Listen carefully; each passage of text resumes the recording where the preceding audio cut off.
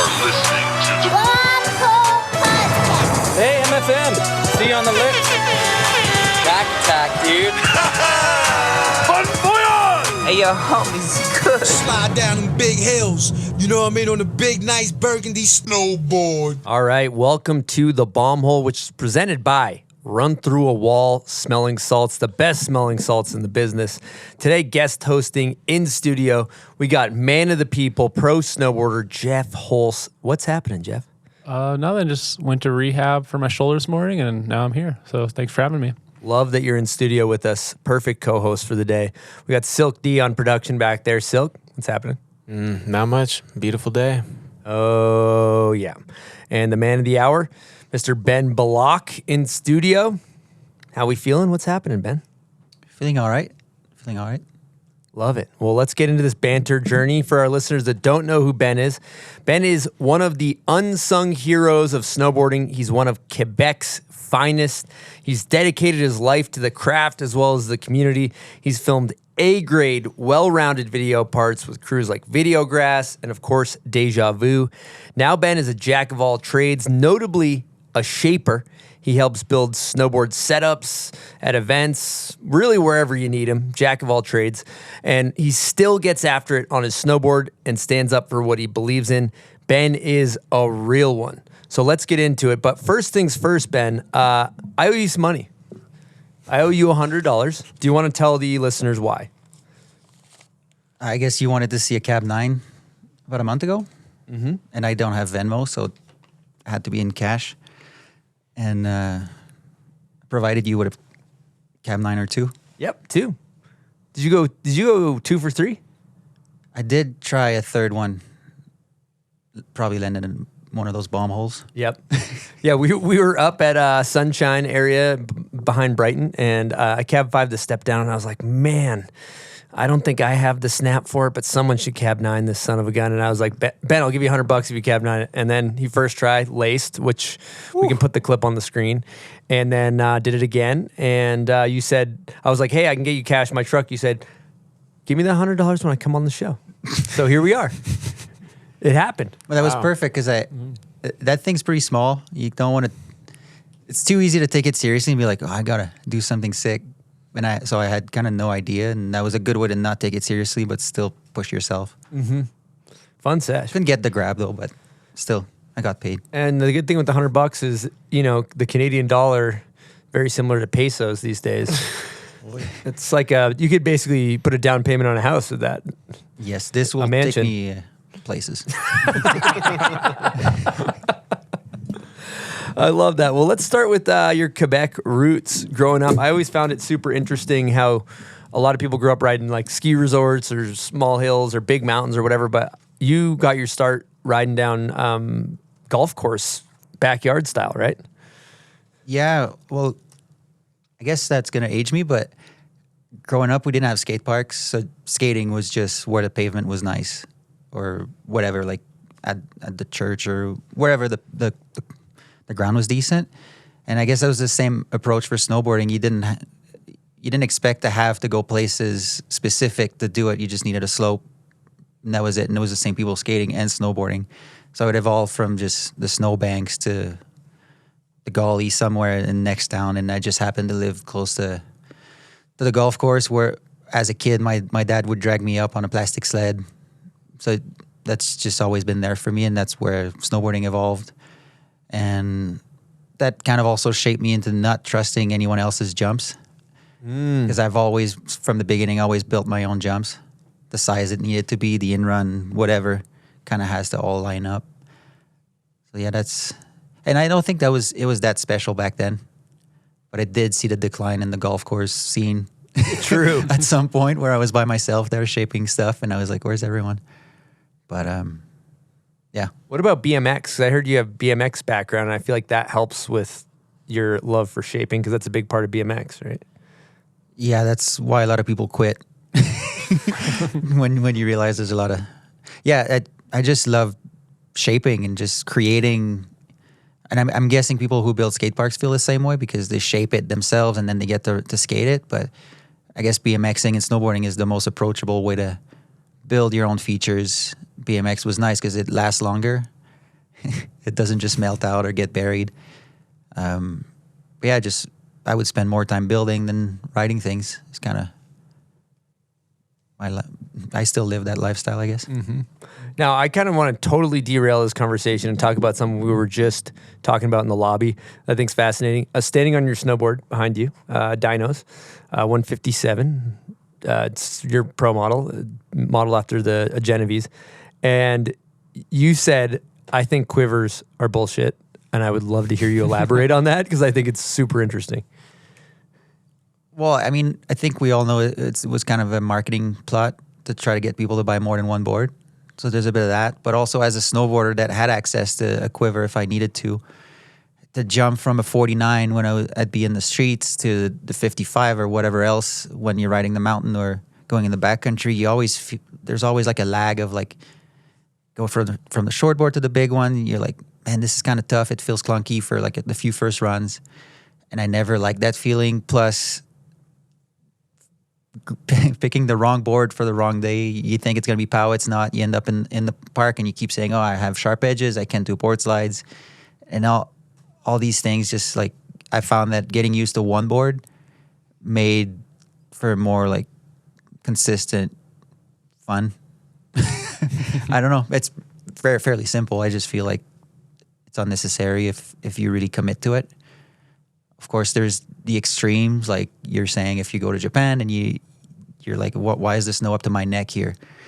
Maybe look for something else. But if you live somewhere that has a bit of everything, I think you can find that middle range that really suits you for 95% of your days without having to jump from one model to another. I love that take because we're in the age of the quiver. It's like I got my park board, I got my pow board. I mean, I'll take you through my setup. I got a power board, which I think, like we said earlier, if you're riding deep powder, I think it's more fun on a floater if you're riding the resort and you're mainly riding one direction and you're not doing a switchback 7 on a step down where you got to be riding switch to switch or something. But I got a pow board. I got like a pow freestyle board. I got a park board, and then I got an early season jib board that's small. And I personally like testing them, but I'm also very, lucky in the fact that I get snowboards for free. And you also have 4 dirt bikes in your garage. Well, one's for sale. Okay, well, and one's a pit bike. There's a bit of a pattern. Yeah, one's a pit bike, but it should be 3. So 2, yeah.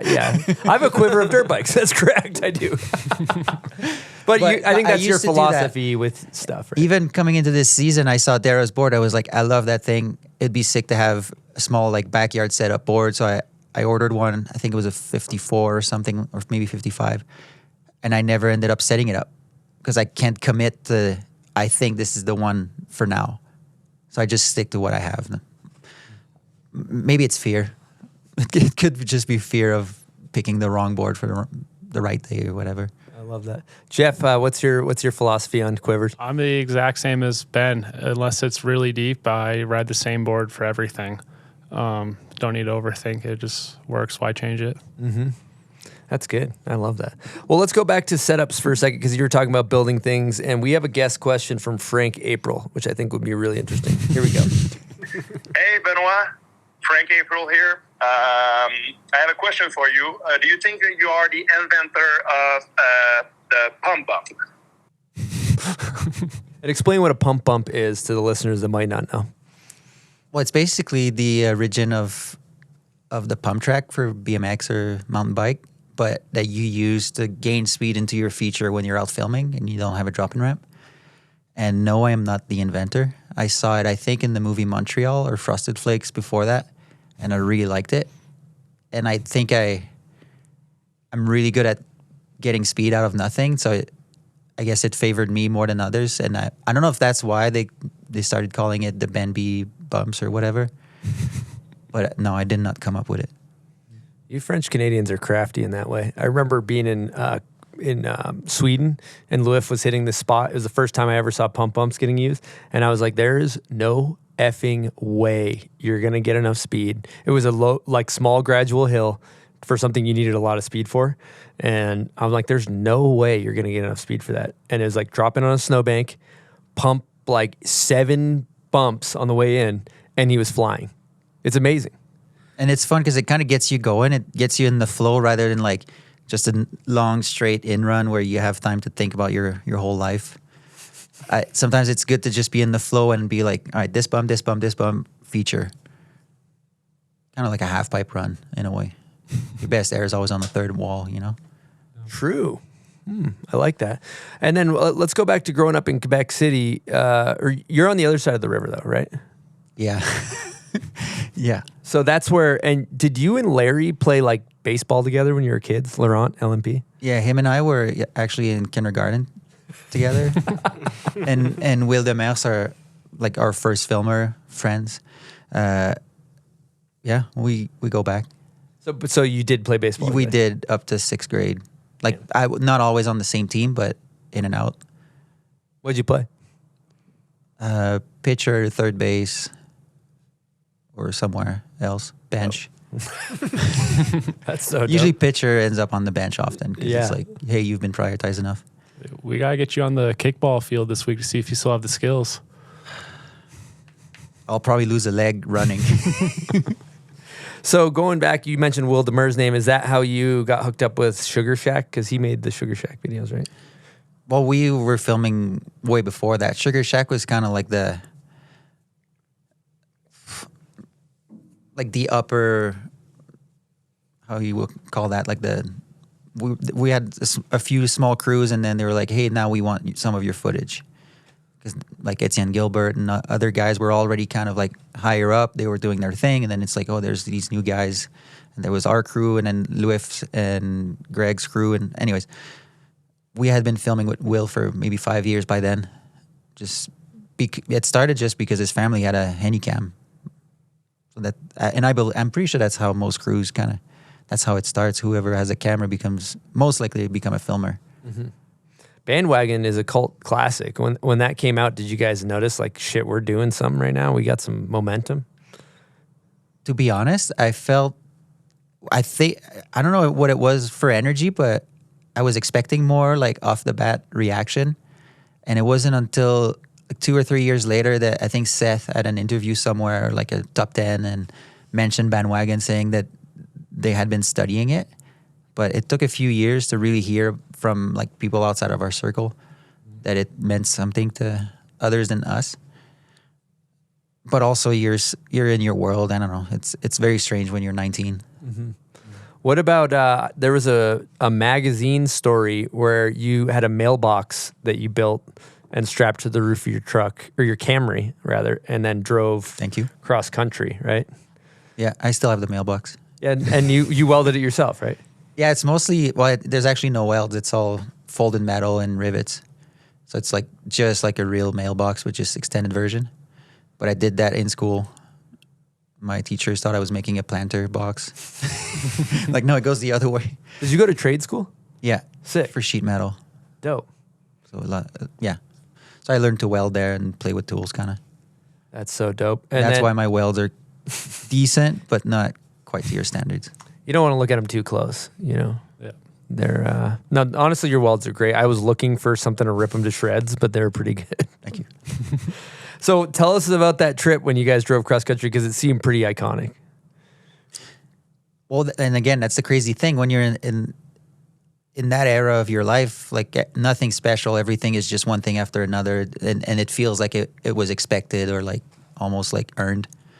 So, but looking back, it was pretty crazy. We left from Quebec City up to Whistler because we were moving there for the winter and thinking, oh, let's just make a big road trip and try to get as many clips as we can on the way there, which is, for those who don't know, it's 5,000 kilometers cross country. It's kind of a long trip. Like not ideal for production.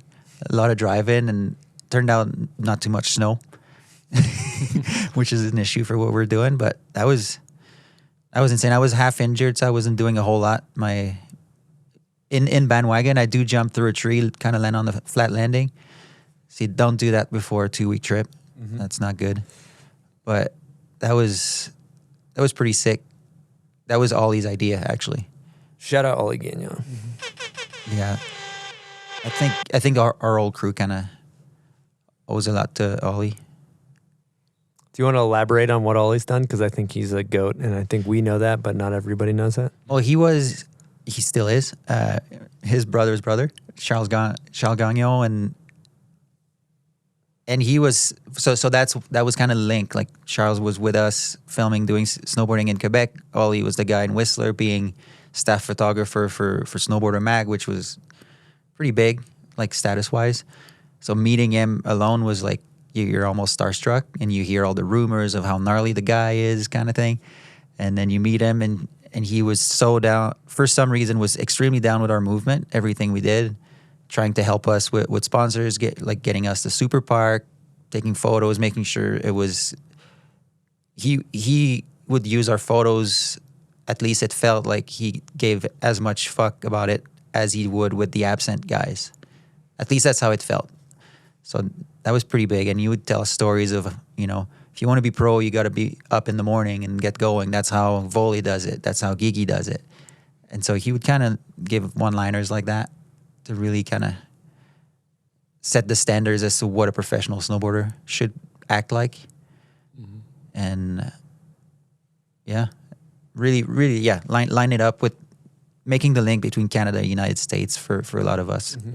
Especially the Quebecois. I feel like he'd always reaches for your guys' crew, the Deja Vu crew. He'd always reach his hand back and be like, "Yeah, come over here. Let's go." There's a seat." First Super Park, we were staying with Snowboarder Mag crew with Muzzy, Eastone, himself, and then he was just like, "Just come stay in our hotel room." So we just had 10 bodies in there sleeping everywhere, which he didn't have to do that. And we were making sure it didn't cost us too much, knowing our financial situation. I love that. We got a guest question from none other than Louis Paradis. Here we go. Hey, what's up, Chris? What's up, Ben? A little question for you, Ben, in English, which feels a little awkward, but hey.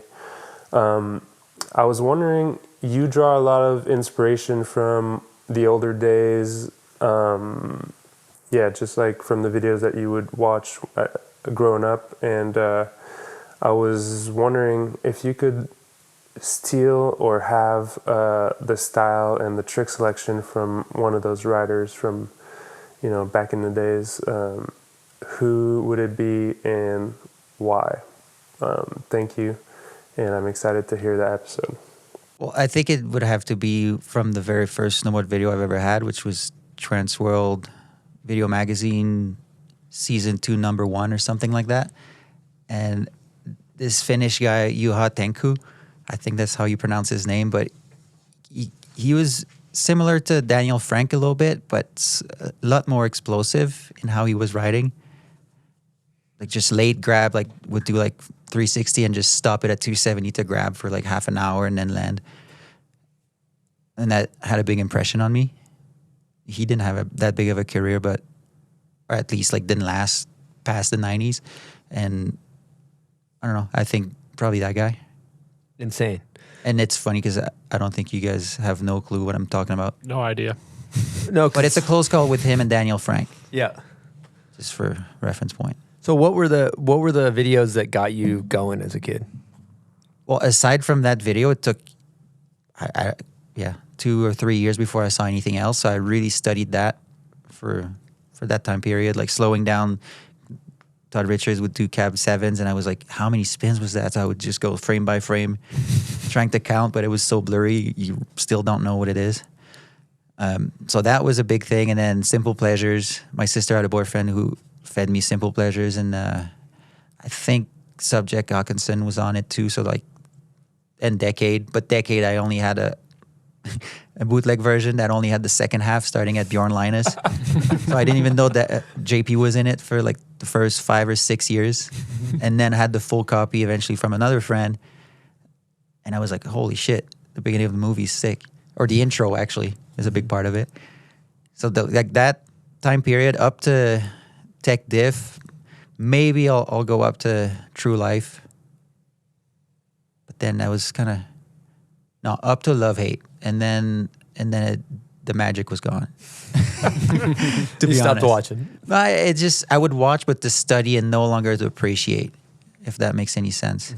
Because I think as you start being involved in that scene, you're comparing yourself more and more every year, and you get to a point where maybe you start feeling entitled or whatever, but you're not just like looking at the show and like sitting back. You're like, wait, look at that lip. That's a little, or that rail's actually short, or missed a grab. I'm sure that wasn't a land. Like you start picking it apart rather than just soaking the art of it.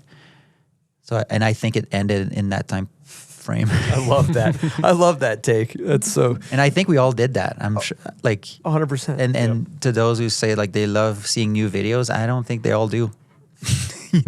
They just want to see where they're situated in their skills versus the rest of the world. Yeah, I like the idea of the purity before you get in too deep. The pure. And I think it's the same for all things, whether it's music, art, the way you dress. That's after a while, like you no longer get, like it's no longer the first impression. So you're kind of stuck with what you learn up to the time you're 20. I love that. Well, we're going to get into a fun section of the show. Run through wall trivia. Run through wall trivia.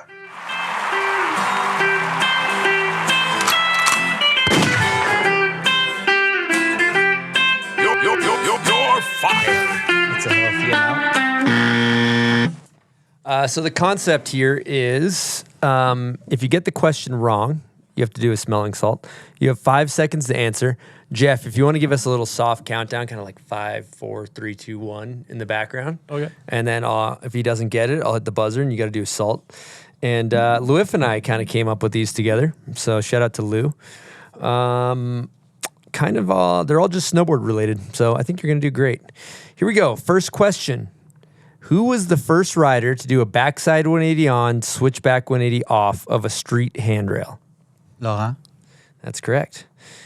Who has Ender in TB8? 5. I would say UC, but that's not one I've watched very much. Correct answer is Kevin Jones. Okay, we got him on one. Yeah. Okay, you got to do a salt. Yeah, oh, sorry. Gladly. Okay, next question. Who was JF Pelchat's longest board sponsor? Rosinho? That's correct. Who was the first rider to frontside board slide red ledge? Was it Louif? That's correct. He came up with that question? I came up with it. Okay. I was going to do front That'd be two. surprising. Yeah. Front two, what? Yeah, that'd be a tougher one. Yep. Do you know that one? Are we doing that? I'll save it. I'll bring it in later. I'll ask you later, see, because you're probably going to get these right. Who has last part, aka Ender, in Brainstorm? There were two versions of it, and Lucas, the version I have, ends it, but I know that Mikey ends it in other versions. That's an acceptable answer.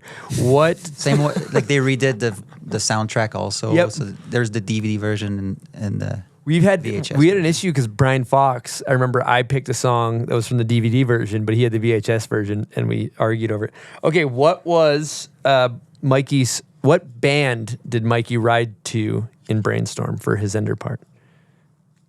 Is it Flogging Molly and Blood for Blood? That's correct. Wow. Ooh. I was going to say one of the songs, just Blood for Blood, I was going to take, or one or the other, but yeah, you're on it. Okay. What was Jess Kimura's Ender trick from Nike's video Never Not? See, that's a tough one. I don't know. Oh, is it the wall ride? Frontside 270 wall ride?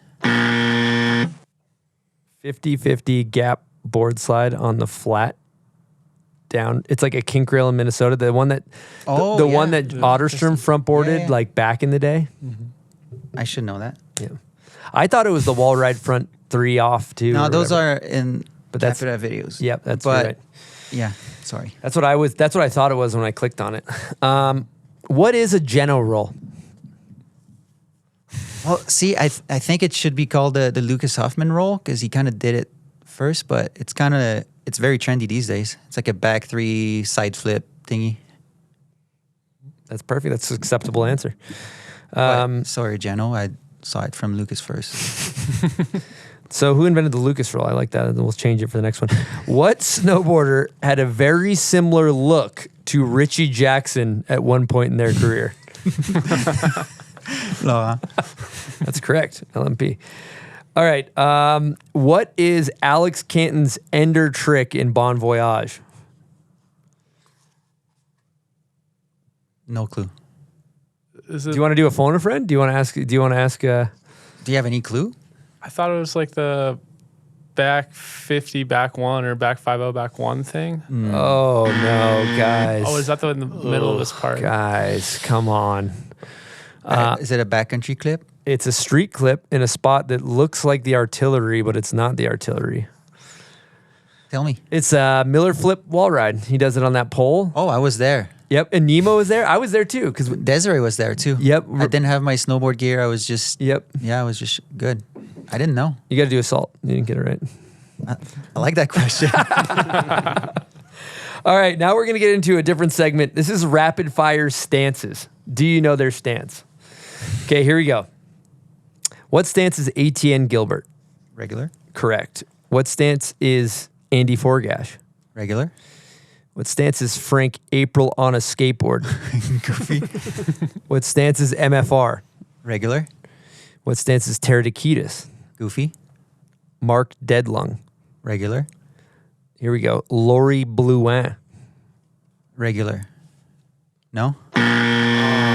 You were doing so good. I thought you were that one. But again, I said 15 years. Yep, that wasn't near You gotta parameters. go back. Mammoth Durrett. Regular. Laura Hadar. Goofy. Ole Gagnon. Regular. Mike Paget or Mike Page, depending on where you are. Regular. Max Lejeune. Goofy. Which way do I fingerboard? Regular. I think everybody fingerboards regular. If you're Or right, if you're right-handed. That's correct. Good job. Good job, Ben. You did good. I'll do one just because I I'll do one with you. wasn't perfect. Yeah, we'll join you. Round of Holst, you want to do a smelling salt? I would love to. Okay. Oh, they're great. Yep. Run through wall smelling salts available at bombhole.com. Mine was a little weak, that one. Was it a week? Yeah. Maybe week my- batch. Week batch. Gotta fix my stance. Okay. Good stuff. Yeah, Laurie was a curveball. I'm sorry. Yep. She's from Quebec, right? Or Montreal, or She lives in Quebec City, if I'm not mistaken. all right. Love that. Love that. So I was talking to Lance Hacker, and he had a really interesting story about Deja Vu, or not Deja Vu, rather Videograss Bon Voyage. How you rode to that Night of the Vampire song, No, it would be the first VG. or the first VG? Yeah, just Videograss. Sorry, Yes. just Videograss. Yeah, Videograss. And you didn't like the The song. one you were not in. One I was not in. I was in 'Cause you were pretty much in all the other ones. Transworld that year. But so you didn't want to use that song though, right? I really it didn't do it for me necessarily. Or at all, really. Like that kind of retro rock to me was just like a trend that Ashbury was riding that didn't really resonate with me. But I don't know how it went. I don't know if Nima called me or something. He's like, well, let's just put it that way. If you use that song, you get opener. So that was kind of, you don't argue with that really. So you compromised. So I was, and the song I wanted to use, we used it for Bon Voyage after. So it was a win-win. Yeah, that's amazing. We don't want to use this song. I don't want to use the song. We'll give you opener if you use it. Fuck it. Put the song in. Right? And fun fact, Pat McCarthy had it the same year. And I found out that Nima knew Really? that Carolina was going to use it for Pat. And Nima was just like, well, it's gonna look better for you anyways. Damn. Which I thought was a little ballsy, but that's a disclaimer. I say both great video parts, but you fit the vibe of the song better. I love that. And I was also thinking, you watched a bunch of Ben's parts getting ready for this too, right? Yeah, I watched a few. I love thinking about when you spin, like you always spin flat, I noticed too. Not always, but most of the time it's flat. If I don't, it's by mistake. Sometimes I still land, but it's supposed, like, my body does not want to go like off axis for some reason. And we've been hitting jumps together, and one of the things that always stuck with me, I forget, we were in Whistler hitting jumps once, and you were like, wait to grab. And if you watch your clips, it's very pronounced. Arthur Longo does this. A lot of people with really good fundamentals, they pop, start to spin, and then they wait to grab. A lot of error comes from rushing to go grab your board. Do you want to speak on that? Well, I was never coached, so it may or may not be a good thing to tell people because I then I look at my clips and I'm like, well, I should have grabbed earlier. So it's not necessarily a win-win, but to me, I found that I was always overspinning, and it's usually due to the fact that you just reach for your grab right away. And same for hips. You kind of want to wait to see where you're located or how your shoulders are before you reach down, kind of thing. But it's not really based on science.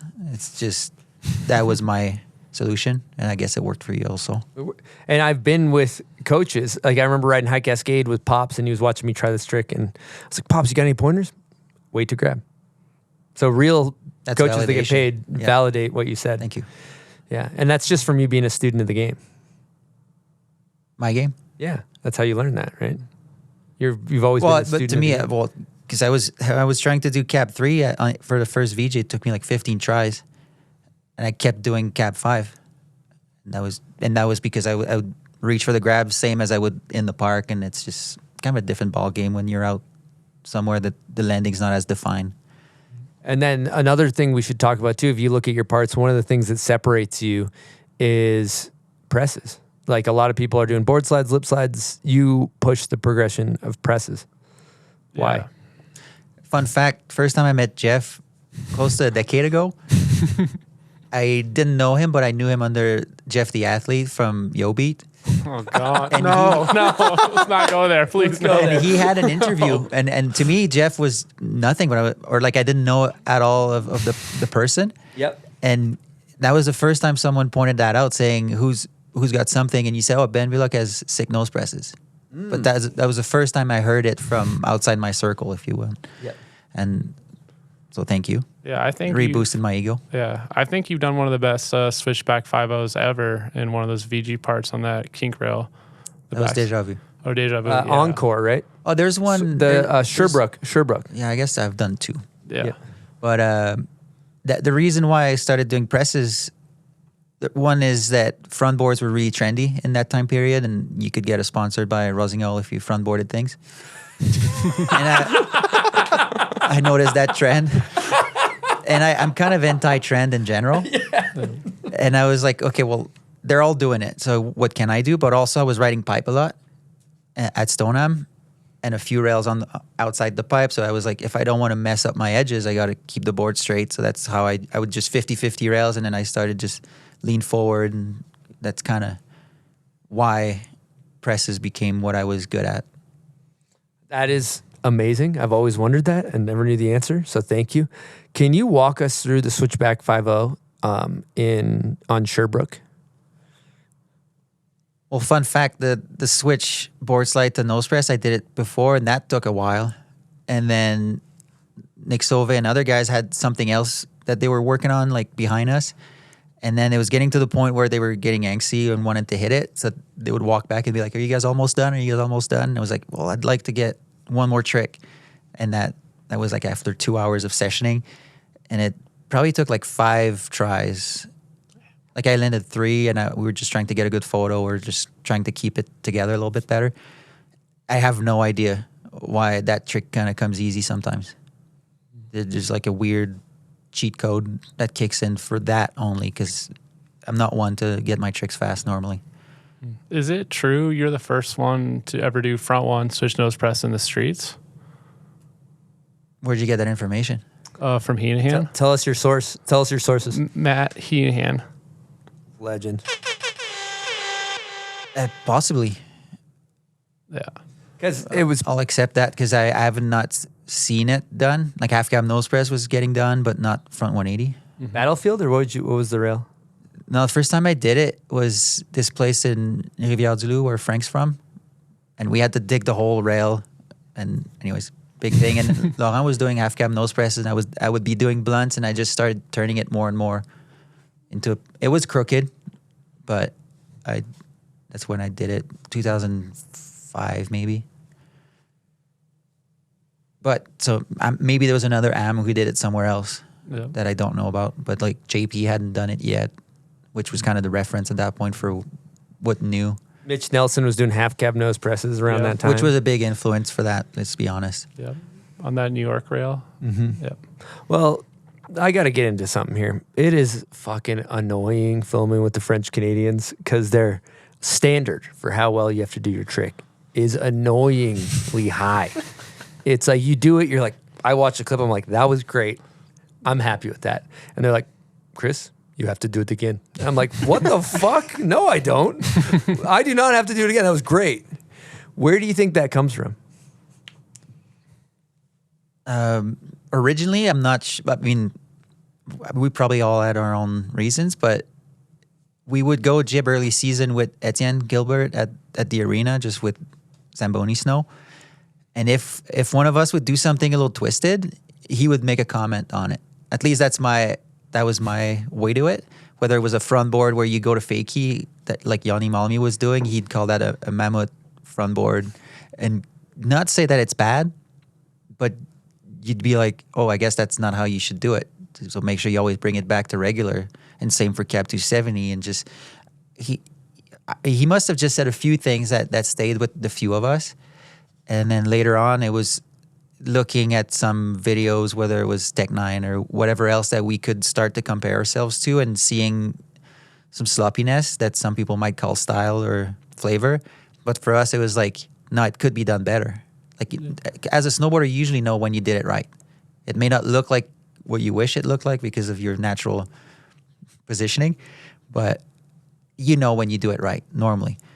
And I think as a tight group of friends, we also knew what that person was capable of, and be like, why don't you do it again? Like, you're so close, might as well get it right. And it was a way to make sure that when our video's out, there's no question on whether or not it was a cop out or like a make. So a lot of good tricks never made it in our videos, I think. And still up to not too long ago in Beacon, Phil has a gap to front board on through the trees. And anyways, apparently he kept 270 that, but didn't like the way it looked, so it never made it in. But so maybe the world has missed out on a few cool things, but that's just kind of stayed with our gang, I think, until we met with Videograss and things got a little softer. Well, plus once you start getting paid, you're like, well, you know, what's the cost of my integrity, you know? You're like, I want my 3 minutes, I want my full incentive, or whatever it is. So you get challenged, but when you don't get paid and all you want is make a statement with your riding, I think that was our way to do it, rather than being outrageous with our clothing or whatever. It was, let's make sure our riding is undeniable, which you look back and maybe we could also cut more now. But for back then, that was our process. We would all sit down and as a group, it was democratic. Decide the other guy's footage, what made it in, which was pretty harsh. So you were talking about the process of bandwagon, but like obviously Deja Vu is, I think, unanimously some of the greatest video. It's not a trilogy, it's a 2-pack, Shakur, we'll call it. But what was your process in making those? It was quite similar to Bandwagon. The interesting thing was that we were all coming out of like different crews. Videograss, Nick was with Forum, which was its own planet. And it was kind of like reassessing what was a make to a degree. You know, I think some things we learned that it was maybe good to leave some sloppiness, that maybe there was value to it. Maybe even if it wasn't perfect, it still progresses and brings something. But it was definitely like going back to a tighter fit, because with Videograss or whatever else, you know, I guess more was allowed in that time period. And I think we just had the same mentality of like, we've been dreaming of this for so long, we're not going to let too much shit in there if possible. And Meyer's aesthetic too is also like looser. He just has a looser aesthetic. That and I think it was a lot of Nima's influence at first. Like, he was so into Baker style of like, no, this is flavor. You know, I like the one where you flail better. Like, there were a lot of those conversations going, which I think we learned to understand, because there's value to that. Yeah, didn't you do like the 5.0 in the first Videograss? You did it without hitting the fence, and then Meyer put in the one where you did like your toe edge runs into the fence and you go through. Yeah. Another thing I think about too, watching up and coming kids, I feel like what separates maybe like a low level sponsored or AM to a high level AM to a pro is the doing it again. Like, you watch, you watch a lot of kids coming up and you're like, damn, that was almost the fucking sickest trick ever if you just came off a little more square. You know, and I think you guys help set the bar for that. Okay. Do you feel that way when you watch footage?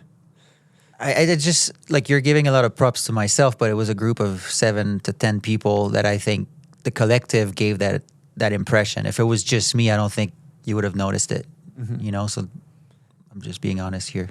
Yeah. Well, I'm glad I'm not filming with you guys anymore. This is super annoying. But the funny thing is that, interestingly, like, not too many people wanted to really get with that program, but you were one that was chasing that also. You needed that kind of, like, maybe I'm wrong, but you wanted that kind of energy of, like, we're here to work. We're here to do it right.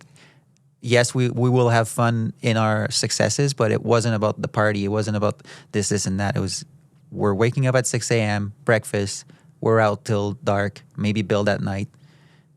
And not too many Americans vibed with that, in my experience. Oh, yeah. And that was the thing that was great about, you know, being a kind of like leeching onto the Deja Vu crew for a couple of years is like I would do a few trips to Quebec or we'd go to Japan or wherever. And those trips would be so productive that I go on a VG trip, I get a couple of clips, and I go on a trip with you guys, I get a bunch of really good stuff because everybody works together. You know, a lot of crews, there's somebody leaning on a shovel, not shoveling, which I know is a lot of the Deja Vu, yourself included, had an issue when people didn't shovel, which I love. You know, so we were aligned in that way. But also an interesting thing to talk about would be, you know, we were filming together a lot around when Real Snow first came out. And that was when Louis was filming for the first ever Real Snow. And that seemed like it kind of changed the way we approached things a little bit. Would you agree? Or? Very much. Maybe the first year wasn't the most noticeable. Well, wasn't there a year where you did it, Frank did it, and Louis did it? I did it the year after Frank and Louis. Okay. So I was on, they didn't do it the year I did, but there was Frank and Lou the same year. And even Nick did one. So anyways, like it was kind of like taking over the crew and seeing like who was winning and what was getting traction. And I think people paid attention within our group. And that's when people started looking up at roof stuff, which made us all feel like, well, I guess we also should, and really kind of reshape the landscape, I think, and shifted also to, I think that this trend of doing 50-50s and board slides also came from that. Like no longer looking at trickable features, but it needs to be a certain size or a certain gnarly level and didn't have to look fun. Maybe it was a natural progression, but I can definitely pinpoint the Real Snow era as maybe the reason why we all kind of got into it. And now we're kind of living the backlash of that. Like it's going the other way. Yeah. Now it's bouncing back, which there's issues with that also. But I remember Laurent was not down with the roof stuff. He was like that's you guys. That's not, I don't want to do that. But yeah. You know what I also think is something, I think the benefit of it though, that it did push progression depending on if you like it or not, but you couldn't argue that it pushed progression. And I think that the mentality of like, all right, Real Snow is, I don't know if it's 8 clips or 10 clips. I don't know exactly how many it is, a minute of footage. Like if you're focusing, I need a minute of footage. I need 8 clips. Every one of those clips is going to be banger. So I thought instead of the mentality of I'm going to go out and I'm going to get a shot today that I can use for my video part, it changed to like, I'm going to go get a savage fucking A grade, you know? Yeah, I feel that. Like some days it's, you can get like some smash and grab stuff, but like even after you have a few of those, you're like, fuck, I need to do something crazy. Like, like I want to get something that I know like people are stoked on.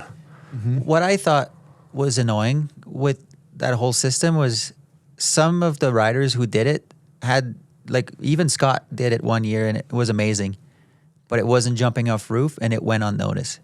Even Jed had one had sick footage. I can't remember what year that was or if it ever got used in like a real video part, but he had amazing stuff in it, but got cut early because it's not a battle, but like a 1 versus 1 voting system. And then you go to the next round.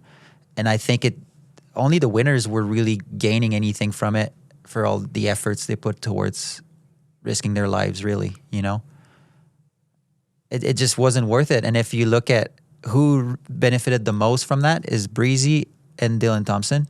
They're probably the ones who made the most money and with sponsorship and all that were really the face of the real snow life. I guess Bodie to a degree. Lou did pretty good. He did, but he pulled out, I think, kind of like... Yeah, right when it started kind of going downhill. When it started to just be death-defying stuff. But you know what I mean? Like they were re-identified as like, this is what real snow is. And I think it showed like people didn't want to do it anymore. So was that really real snow? You know what I mean? It turned into a discipline. It was no longer what it was meant to be, a creative outlet and just like urban snowboarding with just being creative. It was like, how many steps, how many stories was that rail? Was it 3? Because Dylan did 4 last week. Like, you're wasting your time. You know, it got to that. And I think you look back now, you're like, who's talking about the gnarly thing that Dylan Thompson did that year versus someone else who, I don't know, I'm gonna throw something like Fronius 270ing that gnarly kink rail, which is still on the gnarly spectrum, but one no one remembers, the other one gets replays, for example. So was that beneficial to what we do as a culture, as an expression, as an art? You know, not much. It certainly pushed the amplitude of street riding. Yeah, showing how much knees can take. Yeah, sure. like, and big landings, but I think also at a certain point in time, you're competing for second place with Frank Bourgeois, and got fuck all for it. Yeah. Like everyone was like, he's the best, whatever, but that didn't help him. You know, he got that cash purse, but that was it, which proved that it was bullshit. Kind of how I'm looking at it. Proved that snowboarding didn't want that. You know what I mean? Yeah, that's a good point. You know, earlier we were talking about we were at Uninvited, and you mentioned, you know, you're like, oh, you had Craig Mick on, and you said he said that it's not harder or he said that if you make yourself undeniable or something like that, you will be noticed as a Canadian rider. And you mentioned to me, you're like, I disagree with that, and I would love to hear you open up that can of worms. I disagree. It could be just that. I mean, Frank is a great example. Yep. Of a guy who stood up, like was a standout every time he leaves the province, basically, right? Whether it's him, Mahmoud Duret, same thing, did arguably some of the craziest street, technical, but also flavorful, and just on features that others have tested themselves too. It's not like, oh, that's a small rail. It's like, no, these things were all the craziest shit ever. And then he goes and steps it up more than Seb Toots did, or what, you know, like, I don't know if that's a good analogy, but there seems to be, every year there was people who did great and didn't get noticed. And I'm not even, like, I don't mean to talk about myself. Right now, there's kids in Montreal doing great. They all ride for that outerwear brand Souvenir. I don't know what the name of their video is, but it's all gnarly stuff. But French Fragrance? I think it's under a different name now. Okay. Anyways, I'm not even up to date, and I know there's some crazy stuff going on there. And that goes for backcountry people from Canada also. Like, there's that guy Joel Lovren in Whistler that could ride with, I don't even know who rides that stuff anyways. You know, like, just fucked up, but fully like out of sight, out of mind. To me, it's so obvious that I don't even have the argument for it. It just is. You know, we've all lived it, and whoever says it isn't, I think they're scared to approach the question. I don't think there's any argument that if you are coming up in America, specifically in like where Salt Lake or, you know, where the companies are based out of, or whatever the scene, it is 100% easier than if you are in a remote area. I don't think there's anybody that would argue that being more difficult. Yeah, one of the, I mean, it's all marketing. It's not, I don't think people do it with bad intentions, but our marketing, or our, how do you say that? Our market in Canada is the United States market. So if you go to Europe has their own market. Asia has its own market. So they can have their own stars. but a Canadian star doesn't sell as well to the States as an American star sells to Canada. Does that make sense? It's like Taylor Swift is easier to sell to Canadians than the Canadian equivalent. But there's probably more. Like I looked it up a long time ago. There's way more skiers and snowboarders in the United States, like 18 times more. Sure, but it didn't stop a whole. Or how many generations did Terje influence? And he's from Norway. Yeah, but they were able to market him to Americans easily. The brand, it's the brand's. You're saying, if I'm hearing you correct, it's the brand's responsibility to bolster the person to whatever market. It's not the region that they're in. Yeah, I think there's a level of like laziness to just. It's much easier to pick a guy that the name's easy to pronounce, that is next to me. I know him already. Yep. And to disregard the level of writing because you're like, that's good enough. Yep. That I can market this guy. I don't actually need to go pick up the guy that does it where there's actual snow on the ground. Yep. You know, like all Americans go up to Canada, whether it's Quebec or Whistler, to film their parts. But there's already people living on the ground there. Even on a financial standpoint, it'd be cheaper to hire those guys to get clips there because they live there. You know, like there's arguments on many states. Anyway, I could be wrong, but it's very frustrating when you live in Quebec City. You hit a rail next week, an American comes, hit the same rail, does the same trick, and gets a double-page spread. Yep. You're like, I had the photo too. Like what? And not just me, like all my friends, we all saw that. And then even Benny, when he came back to Quebec, 3 years after the first Cap 270 was done on Battlefield, does it, gets all the shine for it. It's still valuable. I think there's other aspects of that, but you know what I mean? It's like, totally, yeah. Wait, this wasn't, Yep. So I think you end up having a little bit of resentment towards the industry after a while. That makes sense. And I agree with what you're saying, but I just kind of want to argue with you a little bit for fun. I love it. I do, because I think I put myself in the shoes of, like, I think even, and this is on a much smaller scale, growing up in Massachusetts, like the industry seemed totally out of reach. Like it was like a totally unfamiliar thing just being on the East Coast of the States. And I imagine when you go to Canada or Manitoba or anywhere, it gets even more unattainable.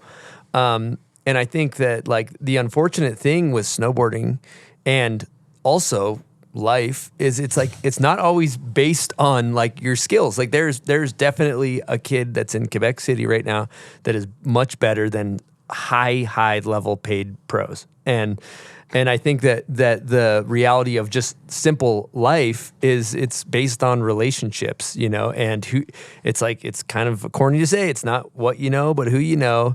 And I think about like I always think about like this, like if I was an actor and I wanted to make it, I wanted to be the next goddamn Leonardo DiCaprio, I wanted to be in Titanic, I fucking go to Hollywood. I go to Hollywood. And I know that's not an option for everybody, but I just think about that like in terms of like relationships and sacrifices. And it is no one's saying it's not a disadvantage, but I'm just saying fucking go where you need to if you can. Well, as long as we agree that there is a disadvantage. Yeah, absolutely. Then we're good. Yeah, okay. But, and also I think, one way to look at it is it's like the music industry. Yep. It's not the best musicians that make the most money. Good point. It has nothing to do with skills. It's just someone that was chosen. And we all know now that the music industry's got some fucked up things behind the closet, the doors. But and one fun fact too, we talked about Deja Vu. Most of us after the 2 videos didn't have sponsors. Hold on. Did I go too far? I have a great segue. Before you get into that, I have a question for you to segue into that. Let me find it. This is from Lance Hacker. Here we go. I'm just going to cut you off and put this here. Yo, Ben, this is Lance. Miss you, man. During the early Ashbury Videograph years, you were not only one of my favorites to sit down and have a coffee with or just hang with, but you also put out some of my favorite video parts. You're well-rounded like a Jordan Mendenhall or Daryl Mathis, and I've always respected that kind of writing, especially with your generation. And then when you guys went and made your own video, Deja Vu, I felt that was your personal best part ever. In fact, and I think I told you this, but you had my favorite part that came out that whole season. I know there's always reasons not everyone sees, and there's things that happen behind the curtain. But after everything you put out that year, and you actually did the work, your sponsor situation got a little dicey. And when I finally thought you were going to get the shine that I personally always felt that you earned every year, it was weird to see things shake out the way they did. I know this is a little bit of a hard question, but I've always really respected you, and I think you know that. And I'm just curious to see what you have to say. Love you, Benoit. Thanks, Lance. Knowing that Lance's favorite snowboarder is Ingemar Bachmann, it's pretty nice to hear that kind of feedback. I mean, I'm not really shy to say that the industry kind of sucks, so it just goes in that same direction. But yeah, I knew that my contract was up for renewal. I think it was like 25 or 26.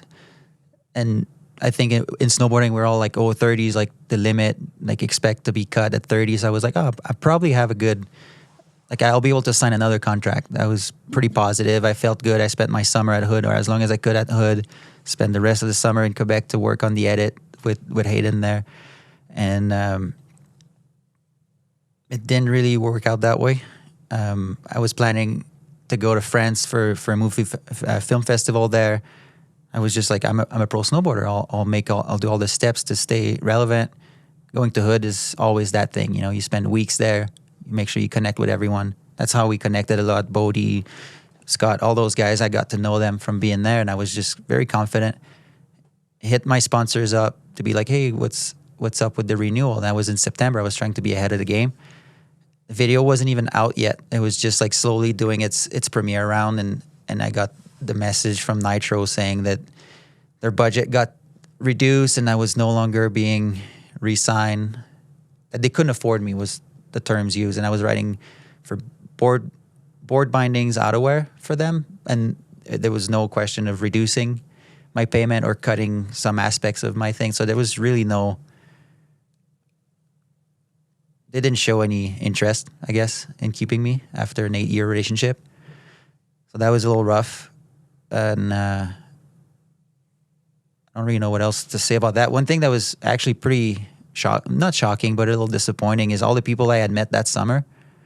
I reached out to them to be like, hey, you guys have any in for any other sponsors? I just lost everything. And barely anyone got back to me. And I was like, well, there you go. You know? Now it doesn't matter because it's been so long, and I realize that's not where I belong, really. Like, I actually hate that. So it's fine. But in that time period, I was like, man, what was all those relationships for, really? And also, one thing I realized, I never sucked up to any other brands while I was with Nitro. I never tried to go see what else was available. Like I know some do, and we'll try to keep some people on their good sides just in case something happens, and just testing the water. I never did that. Maybe they thought different because I naturally always hung out with riders or people that I love that maybe didn't ride for Nitro, but I was never there for the brand. I was there for the people. And maybe they had it twisted that I was looking into hanging out to be with Capita. Maybe they did, because I would always hang out with Jess or Phil. And who knows? I don't know I don't even want to know to a degree, because I'm not really happy with those people, how it ended. But yeah, so that's kind of what happened. After, like Len says, it was a pretty good year. I was just given a cover a couple weeks later, and they gave me an interview previous to FaceTime, probably Skype. Hey Ben, look at this, and I was just like, yeah, right, doesn't matter. That means nothing to anyone. I could see how that would create resentment when you film probably maybe your best video part ever, arguably, and then you get dropped. And I was never, I don't know if it makes a difference, but I was never one to look at my travel budget and trying to play within it. I was just like, I can afford it. Like, I have the financial means to carry on filming and spending my time doing it. I would always use way more than what was like the allowance, if you want. So I wasn't playing safe in that sense. I was just putting all my energy, all my resources towards that. I had just bought a new truck, not new, it was a 97. But you know what I mean? Like, I was getting ready for the next season, and investing in yourself. So, anyways, that following season, I used my retirement fund to film the first year of the second Deja Vu film, and that's so everything. Everything you've seen. That was Deja Vu 1. Yeah, Sorry, Everything you've seen since then has been on my own dime, basically, or getting hired by my friends to stick around, basically. Like, hey, we'll fly you there. Would you come? Just because we want you around to help shovel landings or whatever. Mm-hmm. So yeah.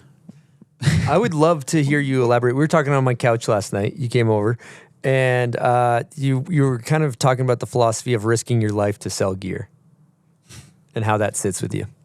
Well, that's because as a kid, you kind of I think you kind of do it for yourself and just to be better than your friends, like that healthy competition, and you think that's why you're out there, and those brands are supporting you to do that for like very personal reasons. But in reality, you're just another billboard that they're using to sell another board, another hat, another set of pants, boots that will fall apart after a season. You know, that's what it is. It's a business, and you're just a billboard that they like that year.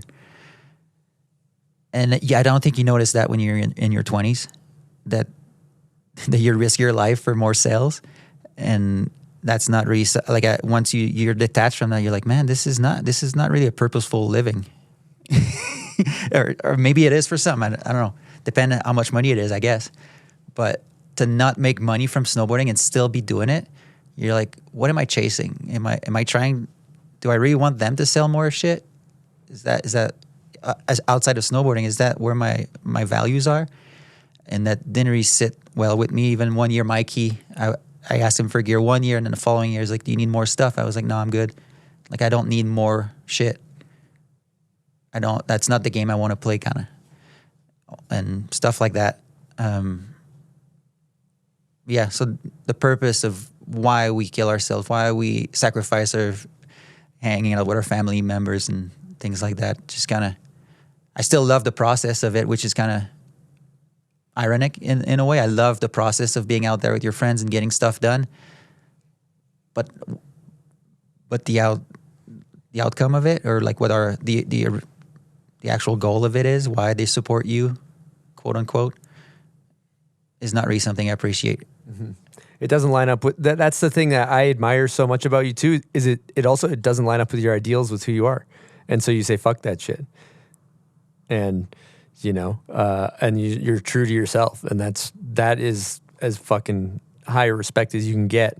And also on the couch, I made a note that kind of like you're talking about how self-absorbed being a pro snowboarder is, versus I think now where you're kind of working for more of a cause, a community effort. Yeah. Well, obviously I'm lucky enough that Jess recognized that I can use a shovel, and she's put that to good use, kind of thing. And working with her, I felt like, or even with Louis before that, like helping him get his real snow stuff, I felt like there was a higher purpose. I was helping my friend do great things, you know. I'm a part of that success. And with Jess, I think it reached another level of like, women's snowboarding deserves the same kind of attention to detail that I think I can offer with my shovel, whether it's finding better features or just taking the snow off from the right places. Like it's little details that make a clip a good clip, I believe. Mm-hmm. So and she's like, do you want to come and I'll pay you to follow me all year. The same, I'm paying my filmer, but I'll pay my shoveler or whatever. So that's kind of how it got to become a little bit more of a cause where it meant something to help someone get a clip. And now with the Uninvited, it's just, I'm helping almost 100 newcomers or not newcomers, girls to make it in the industry by giving them the best course they could have.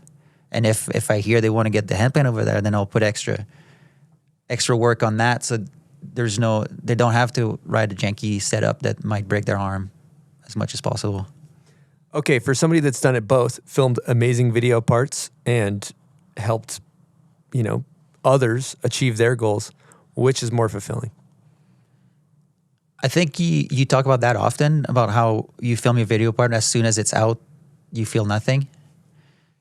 Well, it's true. Like none of my video parts whether it's because I never got the pat on the back from my sponsors that I think I could have got, whether it's that or just a natural feeling of like, well, now what do I do? Well, with shoveling, I think there's more residual positive reinforcement. Not indirectly, but you see the clips like on, and especially this week, I guess we're living a high right now, but you see all those clips coming out and what people did on that. Like, it's much more than my riding. Like, actually, the tricks, but just the outcome is much more valuable. It will reach much further down the years. Like, most people who will listen to this have never heard of me, you know? My footage I filmed 10 years ago means nothing. But hopefully these courses will set the standard. It might be referred to the same way as some people refer to US Open 96 when so-and-so did that. Well, maybe what we're doing with the Uninvited Invitational will have the same impact in snowboarding eventually.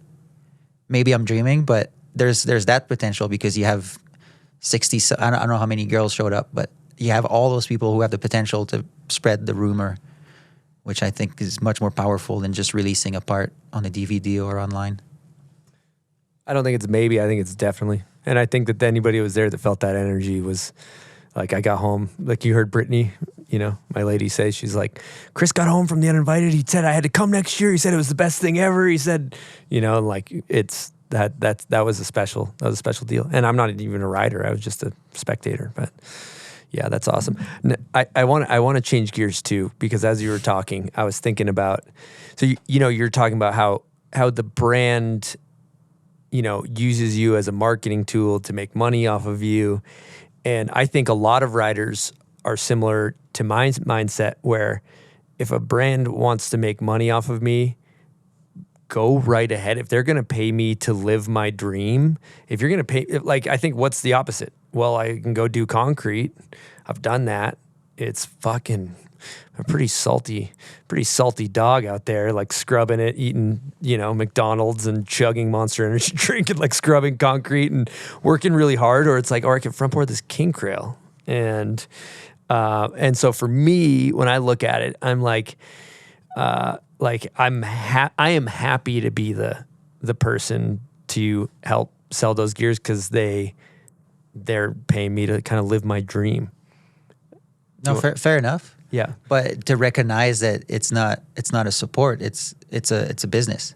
Yeah, like it's not. Hey, I love you. Here's $20. I really like what you're doing. Here's $20. So it helps you, like you would buy chocolate bars for like a club of something to go to a volleyball tournament. Like, that's different. When it's sponsorship, it's a business. Mm-hmm. It's like we're expecting something from you, and it's to sell the jacket. We're expecting you to sell that jacket, which is totally fair. But to be aware that this is what the deal is. So when I think sometimes online you read arguments about brands supporting this and that. It's like, no, they see value in this, so they put money towards it. But it's not because they personally appreciate it necessarily. It's because they see value in it. Mm-hmm. So that's different.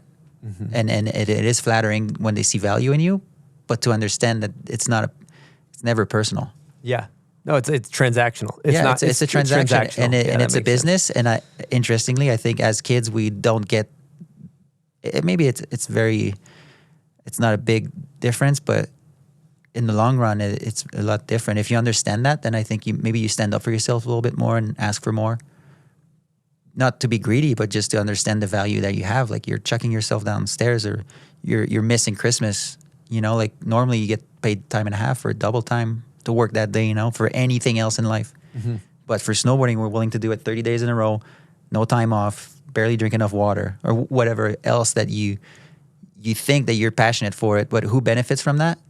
You do financially, but in reality, who benefits the most? Because in any other trades, whether it's cinema, man, it's unionized. Like, that shit costs a lot of money. And if they need a stunt double, which you are, basically, those guys get paid a lot more for one video shoot than you are in a month. So, like, you got to know where you sit. And interestingly, as I'm building courses is when I notice it more, working for World Cup and stuff like that. I see carpenters being brought onto builds where they need to put scaffolding or whatever. Those guys don't work past 4. If they stay past 4, it needs to be agreed on because they're going to blow the budgets. But we're expected to be there 10 to 12 hours a day as builders because we're from a different scene. We're from the snowboard scene where you do it out of the love of what you're doing, not because it's a job. So I think as snowboarders, we get taken advantage of on all fronts. Photographers, team managers, everyone. Because yes, it is a great environment, but we're being taken advantage of. I want to get in there and argue a little bit because this is fun.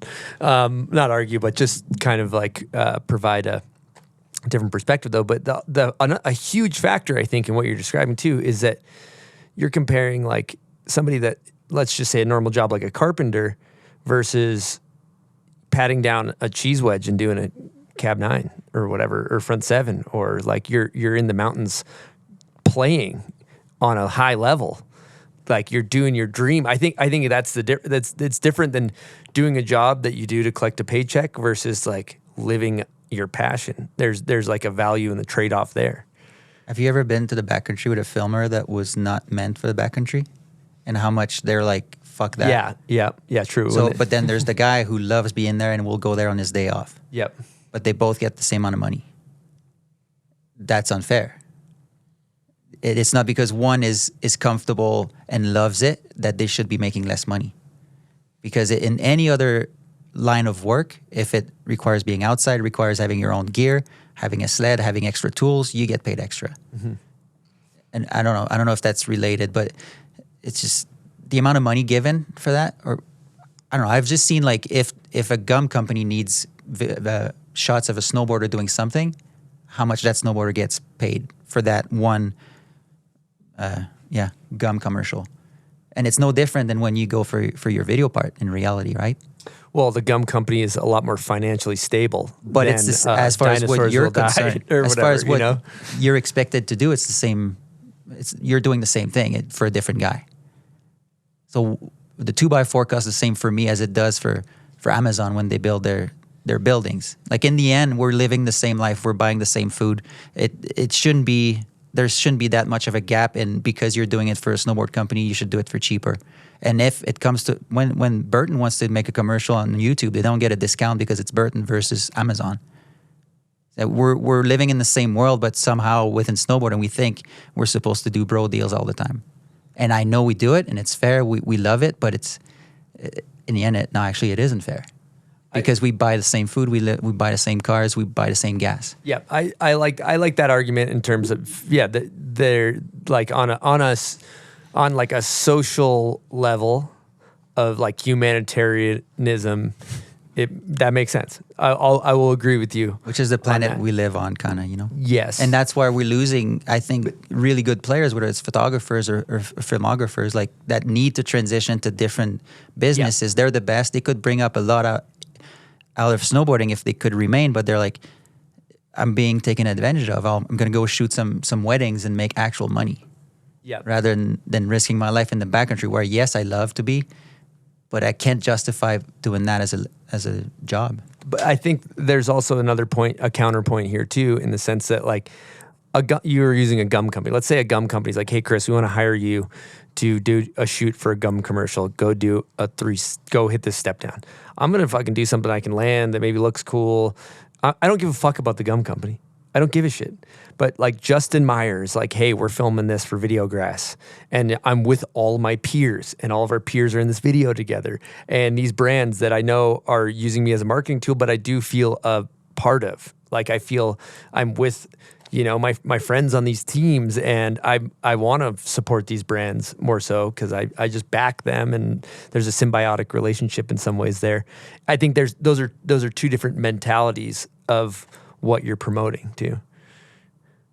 But as a snowboarder, how many years can you afford doing that? Yeah, so that's the point, I think. Yep. And sometimes I wonder if Europeans are getting paid better because you see a lot more Europeans be professional until they no longer want to. Whether I'm like volley is a good example. Yep. And I think in Asia you see that too with Taka Nakai. Like they're kept on as forever pro snowboarders. Mm-hmm. Is it because they're getting paid better so they can actually live a life off of it? Maybe. But I just think there's value in not being disposable and not taking advantage of your people. Allow them to live a good living, and I think they're gonna give back. Whether it's that park staff, anyone at the ski hill that's getting paid minimum wage, you'll offer a better product if you pay your people right. That's how I think of the snowboard industry, but the world in general. You know, I think we're being taken advantage of because we have passion. And the reason people in construction don't get taken advantage of is because they don't give two shits. Or like they're like, fuck you, I'm not gonna work for you. But in snowboarding, it's so small, and there's this pre-made idea that you're supposed to love everyone and don't burn bridges. Like, you're doing this for the love, we're all family, bro deals, which is all fair if it comes from a good place, but we all get taken advantage of. And then some people can afford benefiting from it a little longer than others, but in the end, it's like, who's the cheapest guy? I'm gonna go with them, you know? That's a good point. And there's a lot more talent than there was 15 years ago. It's just annoying that some have to leave because they have to make life decisions. Yeah. And that's when they go work for the gum company or dirt bike, or I don't know what else pays better in the same kind of field, but yeah, it's just a bummer. Great topic. Jeff, you got anything to add? No, I've listened to Ben talk about this many times around the fire. So, yeah. No, I'm glad you get to air it out. I love it. I love that. I love your opinions on all of these matters, and there's some very valid points. And we got a guest question from Justin Meyer. Here we go. He's the best. Bonjour, Benoit. Good to see you there in the booth with Chris. I think that's long overdue. In the past, you always had a lot of input on filming. For examples, you would be known to say things like, your angle sucks, or that angle is shit, or you should film it from here. And being on the receiving end of that, I kind of appreciated it. I thought, he's telling it straight how it is, and most of the time you're right. And others didn't. Some filmers might have called you an asshole. And I guess I want to know, are you just an asshole, or are you misunderstood? And I think I would lean on the misunderstood side. So want to hear your side. Love you, dude. Later. Well, he's making it sound worse, I think. I hope. I hope he's amplifying it. Because, I would I don't know, maybe it's from filming with my friends for so many years. It's just normal you go check the clip and you're like, yeah, that didn't work. And it could be me as a writer, but is it, let's just discuss. To me, it was always like, we're working together to make this a cool clip. And I think not everyone came up in that kind of energy. And I've definitely filmed for a movie once that Justin hit me up the following spring, and he's like, fall, and he's like, yeah, those guys don't want to film with you next year, but you can film with us if you want. I want you in. So obviously Justin didn't mind that kind of stuff as much. But yeah, it was weird because no one ever addressed that to me directly, saying, hey, Ben, when you're doing this, like, I'd prefer you don't bring these things up, or let's talk about it that way. So it was kind of childish how I would always hear about it like weeks later, saying like, so-and-so didn't like to work with you. And I was like, I mean, fair enough. Was I any smarter? Like, maybe I could have gone after and be like, hey, are you okay when we talked like that? But yeah, I guess it was all like very high schoolish, kind of like, this guy sucks. Like, that I'm guessing it didn't help for my career. And that had no impact when I was with my friends, I guess. But as soon as we would get in contact with others, I guess not everyone liked it. But which is funny, because then I would hear from others who didn't say anything. Yeah, I don't like filming with this guy. Like the filmer, like he or she had bad angles always, but I'm not one to say something about it. So at least I was validated from the people around me about whether or not that person was good at what, or had the ideal angles always. But yeah, it was kind of strange. Like, I would think I was friends with those people, and then to hear that they didn't like working with me, I was like, well, that's a bummer, So yeah, I always saw that as a collaboration more so than like, I'm doing my job, you're doing yours, and we don't talk about it. That's not how I see it. We're out there trying to create a product that is us. I think that from spending some time alongside you too, I think your personality is direct. You're just direct. I don't like this angle. We should change it. We should film from over here. And if like somebody's got some ego fragility, fragile ego, that's gonna be a problem. Yeah, I don't think I've ever heard or seen you put anyone down, like not even in like a joking way. Yeah. So that really catches me off guard. If it sounds like they're soft. Well, one thing too is often is like I don't like my snowboarding, so I don't like how I look, right? Like I feel good doing a method, and then I watch the clip. I'm like, I don't like the way this looks. So as I'm giving feedbacks, it's mostly to try to make my method look better. It's not necessarily that the angle isn't it. It's me having issues with the way I'm riding, and I'm trying to fix that through that lens, saying maybe from there that back arm is going to look a little different, or the press is going to look more press if you're from over there. That's just a proven fact. Like I'm not bringing that up. If you're filming from the bottom, a nose press is not ideal, especially if it's straight. Stuff like that. Not everyone knows that, especially if they've been filming in the park their whole lives and now they're just transitioning into being real professionals. Anyways, I guess I'm just a nerd, and not everyone is as much of a nerd, or there's different variations, and I'm just moving the buttons just like you on your board, you know, like Ben speaks a little more quietly. I'm going to crank him up. Like, well, my method is shitty. Let's move the camera over there. Maybe it's going to help. That's all it is. But it's not always understood that way, and I guess we were not mature enough to really address that one-to-one, and it would always go through the team manager and then come back at you. You're like, it's just kind of childish way to do it. I got a question. Do you feel like, well, I kind of maybe know the answer, but we talked about this a little bit. You've done amazing things in your snowboard and high level.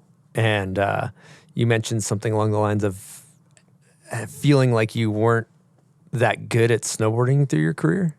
Is that true? Or maybe when you compare yourself to Louis or something? Yeah. Well, I mean, I think, I said that we're on the same boat for that. Yeah. Just like being well aware that we're not the best ones. Yes. That there is better skilled riders, more naturally talented, and will go crazier or whatever the scale is. Yeah, I guess I was just well aware of that all the way through. So the way I guess I cheated was by being very specific on how it's being done, how it's being shoveled, what's exposed, what isn't, what's hidden. So kind of movie set style. You also you did different tricks every year. I feel like you made a point of Andrecht backflip on hand plant, switch Andrecht 360 backflip step down or whatever. You know, there was always a progression. That came after my dad watched one of my parts, and I was trying to do all the nose presses. And he's like, it seems like you're doing the same trick over and over again. And that's when I slowed down the nose presses, or tried to focus on like a few key ones and then try to put in some variety in there. I heard that your mom and Louis' mom hang out sometimes. Yeah, they're good friends. That's so dope. And that was random. It's not because of us. They met somewhere, became friends, and then realized that Louis and I were friends. Damn, that's so dope. We should do a bomb hole with him. Oh my God. Bilingual version? A subtitled version? Oh, that's so dope. Well, you mentioned that you're a snowboard nerd, and I think it's time for you know what, Silk. I think it might be time for name that video part.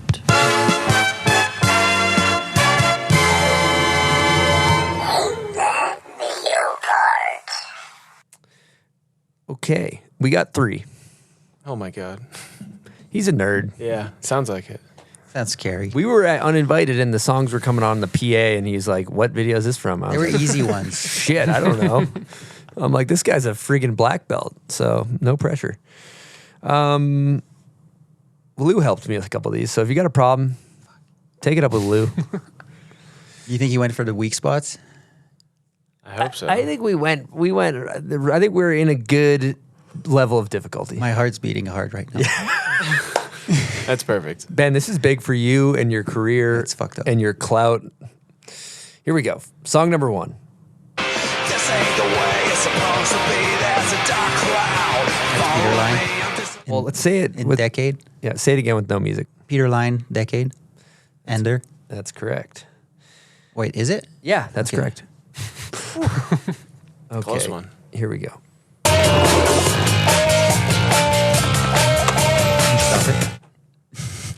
John Cooley and Love Hate. That was too easy. I picked that one. Was that too easy, Jeff? No, that's fair. But didn't that get reused? No, that was another. That was Chris Haslam and Almost. Oh yeah, good, nice reference. I think I went too easy. Here's your third one. Here we go.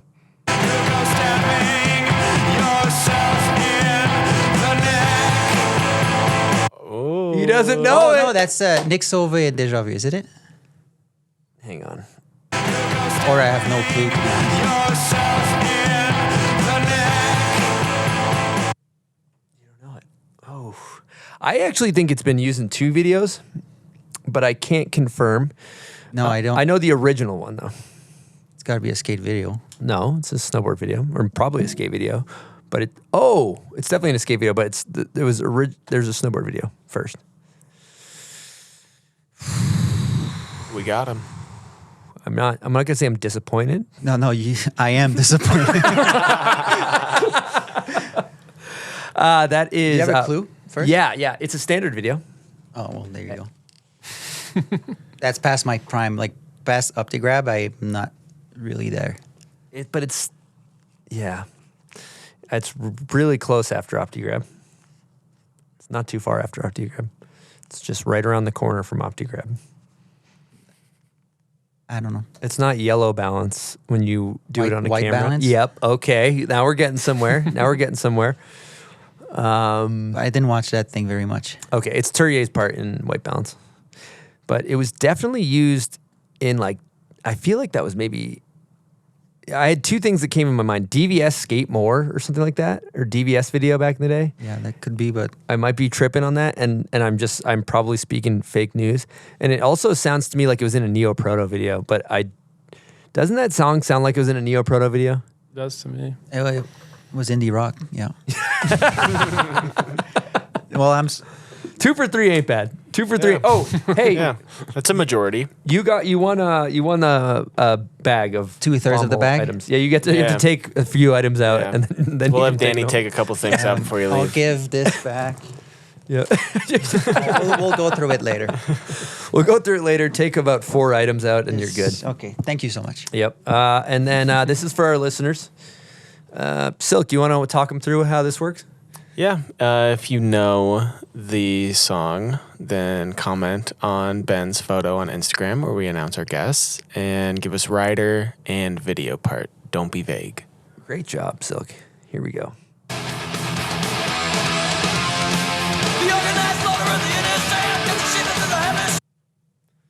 Okay. You guys know that one? Is that Yes, it is. All right. You totally You can keep the redeemed rest of the yourself. stuff in there. You redeemed yourself.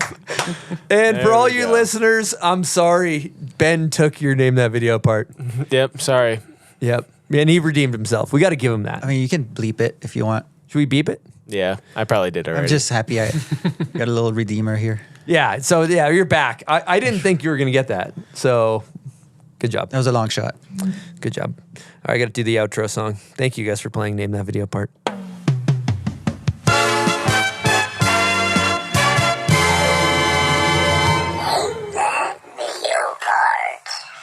All right, we're going to talk to you guys about some speakers. I'm a big fan of these speakers. We're talking Turtlebox, and they deliver the best sounding, most durable, portable speakers available. Let me tell you, you can put these things through the ringer. So the Turtlebox Gen 2 portable speaker is 100% waterproof while boasting best-in-class audio and up to 20 plus hours of playtime. You don't need to charge it. You can be slapping tunes for 20 hours. As a plus, you can pair multiple Turtlebox speakers together at the same time to enjoy a true AB surround sound experience. Simply put, the Turtlebox is an extremely fun product designed for days at the mountain, on the water, in the backyard, and everywhere in between. To learn more, check out turtleboxaudio.com and get yourself that Gen 2 portable speaker. It's a great product. Slap some tunes, have some good times with your friends. Yeah, I was just asking Jeff what his impression of me or our crew or Quebec or whatever, because he's from Portland, which I think you can relate to where I'm from more than he can. Yep. So I was just interested to. Yeah. Did you see the Deja Vu, or did you see the Bandwagon? How old are you, Jeff? I'm 32 years old. Okay. And did you grow up watching Bandwagon? No, I did not. Growing up in Portland, my local shop was Exit Real World, and they might have had it, but a lot of snowboard videos that I got into first was like DC Mountain Lab, Keep Talking, and Think Tank videos, and some Mac Dogs. And then there's a sporting goods store that had some of had Back in Black, and I was able to get that on sale. But I didn't become like a full-on snowboard nerd until like 2009, 2010 stuff, like near like my last years of high school and stuff. But ever since then, I've been like pretty enamored with street snowboarding. Growing up in Portland, it never really snowed in the streets. The one time it did, I broke my ankle trying to do a 360 off the emergency sign at the hospital.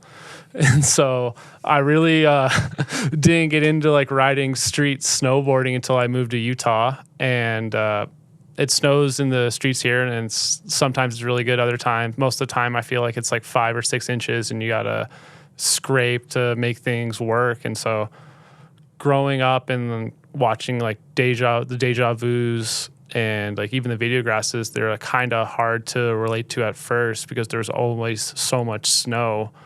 Like you guys were jumping off roofs, and it just looked like a winter like wonderland, while like you can see like tons of concrete in the background of our shots and stuff, unless we're on the hillsides. But yeah, does that answer your question, Ben? Or That's just interesting take, because was that like, did that look like a place you wanted to ride at, or like, oh, that looks like too much snow? Oh, like aesthetically, was that cool? Yeah, I thought it was cool, but it was just hard to relate to. I was like, I don't know. And then finally I went to Quebec and like, oh, this is so easy. Like spots are set up so quick here. Like push shovels, and yeah, it was sick. But yeah, like I really did like the Deja Vu, but I was just like, damn, these guys have it way easier, or it looked like it was easier. Damn, you hear that, Ben? You guys had it easier. Yeah. Well, I mean, we're lucky. We're like, even now, like this year, I think we only had like 3.5 weeks to film in Salt Lake, and then like on the valley floor area, you know, and then going to Quebec, you guys have snow. Like obviously, like some weeks or months, the snow is like shit to work with, but you guys still have snow to work with. You guys have like 4 months of street snowboarding, and that's not even including going up north to Chicoutimi and stuff. And so I was always really envious and jealous of that. I still am, because I still think there is a lot of opportunity to film stuff in Utah. It's just you got to be on it, because it goes faster than you think. So you heard it here that hire snowboarders from places that have snow might help. Yeah, because we end up going there, and like, I don't know, I remember like first time going to Quebec is like, I used to be teammates with Nick Roy. He used to film with the Bruners.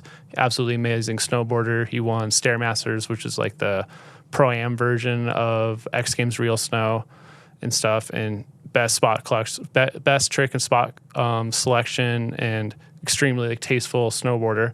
I remember just like blowing up his DMs and be like, hey, like what's been done on this and stuff, and like slowly becoming friends with him, you know? Like I think it's valuable I think it's valuable for companies, if they really want their riders to film good stuff, is to make sure you have Canadian teammates and stuff, and not just friends. Good point. And not to call them guides. Yeah. The classic, oh, we had guides in Japan. No, it's the pro snowboarder, you know? Yeah.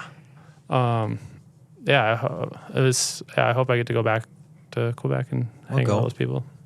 Yeah, sorry. Go ahead. Yeah, because the first time I think I met Ben was at Holy Bully at Hood, right? And Mission Ridge before that. Oh, yeah, Mission Ridge.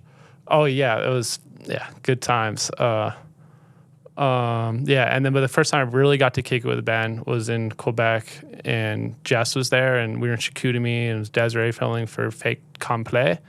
I think that's how I say the name. Yep. Sorry, Des, but if I mispronounce it. But yeah, like we all like crewed up, and we got after in Chicoutimi, like on the meltdown. Like we were like getting clips on 420. There'd be days where we set up the entire spot, be too tired to hit it, go back the next day, and all the snow would have melted, so we had to reset it up again and stuff. It was the sickest melt out ever. It was a really cool experience. Love that. And you were asking too about if he saw the videos too, as from our perspective, you know, grew up with Scott Stevens and Granger and Beresford. We had a crew, and Bandwagon was in heavy rotation. It was kind of interesting because we're kind of the same age. Mm-hmm. So we were coming up in Massachusetts and we're doing our thing. We're like, these French Canadian fucks, they're good. That's cool to hear. Louis opened it up with a bomb drop. You know what's interesting is... Oh, let's try this at home. Yes, right. But what's interesting is back then, and that carried on for a few years, you couldn't open and finish a video with gibbers. Oh, yeah. So for a lot of people, Laurent ends that movie, but it's actually Etienne Tremblay who ends it in the backcountry, because they were like, we can't have... A little bit of a Robbie Walker situation. Kind of, yeah. Yeah. Yeah. A little bit of a people don't forget Joe Carlino. Who ended the video? And that carried on through a few more years. That's dope. I remember watching Devin Walsh's part in Tech Diff, and I'm like, why does he have Ender? There's no fucking rails in this part. Makes no sense. Now I get it. Now we get it, yeah. Took a few years. It's a great, great part. All right, we got Louis here. He did a double threat, double header, 2 questions. Actually, you know what, Louis? We're going to save this one. We're going to get into an Alex Cantin question. Alex Cantin. Hey, Ben. Alex here. Quick question for you. We spent some really good times in the Whistler backcountry together. Can you tell us the story of our first winter in Whistler when we all bought cheap sleds, and pretty much the first time we went out, you fell in a big hole? And if you can tell us about your relationship with the backcountry, like over the years, the whole process of becoming confident on your sled and on snow. Yeah, enjoy, guys. Thanks. Thank you, Alex. Alex was actually extremely close to me when that accident happened. It may have been the very first time I drove a sled. First time was unloading it and driving it down the stairs in our backyard to just stash it for the fall, which was crazy. Next time up in the backcountry, and we do the whole day. We're just didn't even bring snowboards, just getting used to our machines. On the way back, we're just kind of like pinning it on the lake, classic. You know, you're like, there's no hazards here. Let's just go. And I was kind of like 5-10 feet next to Alex, but just a little bit behind. And there was this creek opening on the lake that you couldn't see. It was just like nice and flush.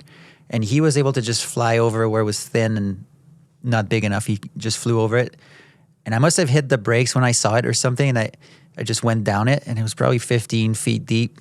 But just like a sliver of an opening. Sled went down like nose first on ice. No, wait, I think it was like 2/3 down. So it was kind of semi above me, and I was at the bottom just looking up, and it's just like in the movies, basically. And there's nothing there. I can't climb. It's just vertical walls on both sides. So it was kind of trippy. And it took a while. Like, then Dave Melas, like, apparently they get to the other side of the lake. They kind of like, hey, where's Ben? Where's Ben? And you couldn't see anything. Like, there's just no signs of Ben on the lake, and there's nowhere else to go, really. It's like a straight line. And Alex was like, I don't know, but he was right next to me. I just disappeared behind him, and they backtrack and find me in there. I just see Dave Melasso leaning in, Ben, and just happened to have like a little bit of rope tied around my boot, cranked me up. Anyways, got out of there. That was my very first sledding experience, and I was like, yeah, I don't know if that's like. And we were gibbers then. We were kind of forced to buy sleds for the same reasons I was just saying, that as a snowboarder, you were expected to not just do rails. Like, that's the way in, but then you got to do the other stuff. Just like back in the days, you'd have to do half pipe to get to the backcountry. Basically, for us, it was the rails, which makes zero sense. There's no links between any of that. So that was my beginning, and the rest of that season, I guess that was always kind of like PTSD. Like, this can happen at any point. Just always be on the lookout. So all those days were super tiring, trying to keep up with the older guys, trying not to fuck up, trying not to die, all these things. And Whistler backcountry is a little bit more eventful than other places, as you've experienced. So that year was really tough. I think I got one clip, frontside 360, nothing to write home about. But then the following year, for some reason, I went with a different crew because Sugar Shack didn't want me in because my sponsors were not a part of it that year, and it started to matter. So I was with Will Demers and the Brothers Factory guys, and I ended up being the most experienced the following year with no extra experience. Nothing happened in that summer, you know. But it just changed. It fully changed how I saw sledding. It was just, let's just get to the closest spot, build it well, and get comfortable, and then slowly gain experience and gain confidence. And I think that's when I started liking it.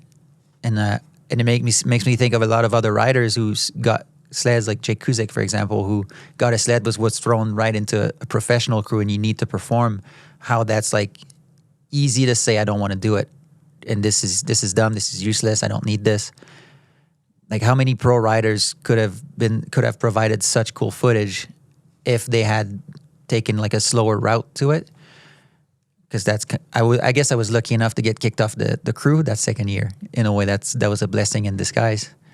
And now I love it. Now basically my job in many cases is to bring people out and build shit for them, find spots and get them out of holes and tow them out, whatever. We've towed you out. Yes, we have.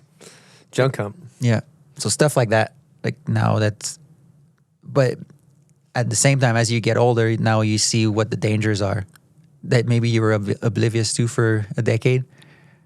So it's almost like now we're reeling it back as to what we're willing to put ourselves into, like the situations that we're like, we don't need to do that, which I think is getting smart. Mm-hmm. And, you know, talking about your backcountry career, there's a few highlights. I'm a trick nerd. Jeff's a trick nerd. But to me, the two back 1080 tail grabs that you did were iconic, and especially the one in the first VG, which was ahead of its time, telephone pole jump here in Utah. Talk us through the back 10 tail, and did you think you could do it? Did you go to that jump with that intention? I don't think I did. I don't even know if we knew we were building that jump necessarily, or if we were just walking up the road and we're like, oh, let's just do this. And I know I was riding a board that I had never ridden before, and it was a mid-wide. And what I was doing before the back 10 was cab 9, and when you're on your heels, you don't feel the width of the board as much. So I think I did like 2 or 3 tries, got it. And then I'm like, oh, I'll try back 10. I've never redone that. And riding down on my toes, I was like, whoa, this board, like, it feels like you have high heels, but on your toes. It's a bit trippy, but it was just figuring that out as you're going for a wedge. So that's kind of all I remember from doing that. Were you psyched when you landed it? I don't remember. Probably. And I remember we went bowling that night or later that week, and Mikey, who wasn't like in the crew as much, like he would kind of just show up sometimes, so I didn't know him that much, and Justin showed him the clip, and he was hyped on it. So that was kind of like maybe when I peaked about that, which is kind of interesting. But that, yeah. You know what's crazy about that jump is it's a fucking gnarly terrain trap. It funnels into a gully, and I know that like if it rips out and the snow stacks up, it stacks up like 20 feet tall to where... And it was probably 3 feet deep that day. Yeah. Yeah, you don't think about that. Yeah, I know Bittner almost got caught in he almost just narrowly avoided a detrimental burial on that thing, but that's like the ignorance is bliss that you're talking about. I think there was this idea about Grizzly that it was safe somehow back then, which is fucked. Like, that showed that it doesn't matter who, like the guy that's 2 years older than you that says they know things, like when you're in your 20s, they're just as clueless as you are. Mm-hmm. Yeah, and then let's talk about the back 10 that you did in Deja Vu in Whistler. Well, that was not in Whistler. It was like outside of Revelstoke. And that was the first year that I started working with Jess, when she hired me to follow her. And the deal was that I would set her up with something, and if there was time, then I could set something up and ride it. So it was always like you kind of have to be quick. So big builds were not really that common. And we had hit something in the morning, set something up for her, and then I hit something natural. That day was kind of a dream because I didn't fall once, which unusual. So anyways, we do something earlier, and I'm like, Jess, do you think I would have time to build this thing? And I think she was pretty tired by then. She's like, just go do it. Like kind of like dismissive, like semi like I'd rather be home kind of scenario. So be quick. And so I built the jump by myself, maybe an hour, can't remember, but knowing I wanted to do Cab 9. So it was all kind of lined up for that. But so it was all like pretty quick. Like just don't waste a minute building, and then as soon as you're ready, one speed check, then call Carla to be ready with the camera. And so I tried a different grab that day. I kind of regret that melon. It looks a little weak, but whatever. It's been 10 years. We'll live with it. So she set up. I lend Cab 9, and I'm like, Jess, can I please go again? Because that's a question I got to ask. That's it's not my show, it's hers. Fair enough. And so I go again, and I get the back then, and it's like, okay, we got to go. Like there was, like we had to move on to her next thing. So basically that day I got lucky that she let me hit 2 features because like I said, I hit something else before, hit that, and it was like, okay, now it's my turn. But that was pretty trippy, and I guess a lot of crews drove by that day. Like Blavelt was just in the back bowl there, so a lot of people drove by seeing that big jump standing out. Did you drive in front of that the following year when you came? I think, is it on the way out before you go down the S chute? Oh, no, that's in Rev. No, that's undisclosed location. Oh, yeah. Okay, I don't know where that is in the undisclosed location, but we were there that year, right? Can't remember if it was that year or the year after, but it got rebuilt. I was there the year that Lou did Beacon. Okay, it was which was like all milked out that year. It was 2 years before that. Okay, I was there that year too. Us with Bjorn. Yes. Yeah. Anyways, a lot of crews drove by it, and so there was like, holy shit, what happened there? Mm-hmm. Did someone get injured? Is that why there's only 2 tracks? Mm-hmm. But it's because we were in a rush. Because he was batting 1,000. Basically. Those are good numbers. Not. It was just pure luck. Maybe like the pressure and just like feeling also like we were doing a 2-year project. I was like, those guys were already critical of the fact that we were not filming with the same camera. Like, are we going to be able to use the footage? You know, the film nerds that I was working with were pretty solid with their standards. So I was like, the footage has to compensate for the fact that it's not film looking or whatever. Like, I don't know the name of the cameras, but you know what I mean? Yep. So I think that was a little bit of the motivation there. That's sick. I love that. Now let's rewind to so Shovel. I always thought that for some reason Beacon was when you became Shovel for Hire. But Jess hired you before that. No, Jess allowed me a year off to go with Lwif. Okay. Yeah. So yeah, let's just talk about how you became Shovel for Hire. Can we call that? I mean, it's more than that, but Shovel for Hire is the easiest one to understand. Yeah. Well, it started with at the end of one season. I think it was for one of the Capita videos or whatever she was working on. She's like, "Would you come with me in the backcountry? I'll pay you." It's Carla and we just need someone else to help building to be more efficient and you can ride. And I think she had done that with other people like Andrew Burns before that, to just like come help. And so that's kind of how it started. I did a few days with her. I filmed that 270 into the wall. And she did Cab 5 on one of the step downs there. Anyways, like, so it worked out. I think she was satisfied with how it went. And then over the summer, she approached us. She said, would you want to do that full year next year? And that would help you film your part because I didn't have budget. And God knows, like, all my friends had pretty serious budgets. They were doing all right. Oh, yeah. Frank had a big old rock star patch on the hat. A few guys were added to that kind of level. So it was hard to keep up, basically, is what it comes down to. And Jess offered a way for me to finish this thing that was going to be my last part. Like, no, I got into it on my own dime, but doing it at 2 years was like, man, this is tough. Anyways, and that was sick. We ended up spending a month in Rhode Island filming streets, and then like a few weeks in the backcountry later on. So that's really what allowed me to have footage. But for Jess, it was because she had spent a few years with different crews every year, kind of different sponsors, different crowd, and would feel like not everyone put the same energy towards her clips than the energy she would give others. And that's how she started, previous to that, hiring her own filmer, thinking this is going to be much more beneficial. Like, let's just... I don't know if that makes sense. Like having your own car instead of just always relying on others, right? Yeah, makes sense. It's very simple. Yeah. How did you meet Jess? Well, I met Jess like years before that, 2007. Mm-hmm. We worked together at the Reuse It Center in Whistler. That's the thrift store. Wait a second. Yeah. Wait a second. Wait, is there a question? There's a about that? question about that. Don't say anything else. Yeah. Hang on. Hang tight. It's from Louis. Hey Ben, you worked at the Reuse It Center in Whistler for some time, and you had first pick on a lot of the things that would show up. And I was wondering, what are some of your favorite items, snowboard related, that you have found there? And also, question number 2 on that topic. In recent years, you have turned down some free gear offers, at least one that I know of, that I remember you said to me that you were just more happy and content with the gear that you could find at thrift stores or army surplus stores. And yeah, it'd be interesting to hear you talk about this. Thank you. Reuse It was sick because when I worked there, Reuse It is a thrift store in Whistler, supposed to be a community kind of place, nonprofit.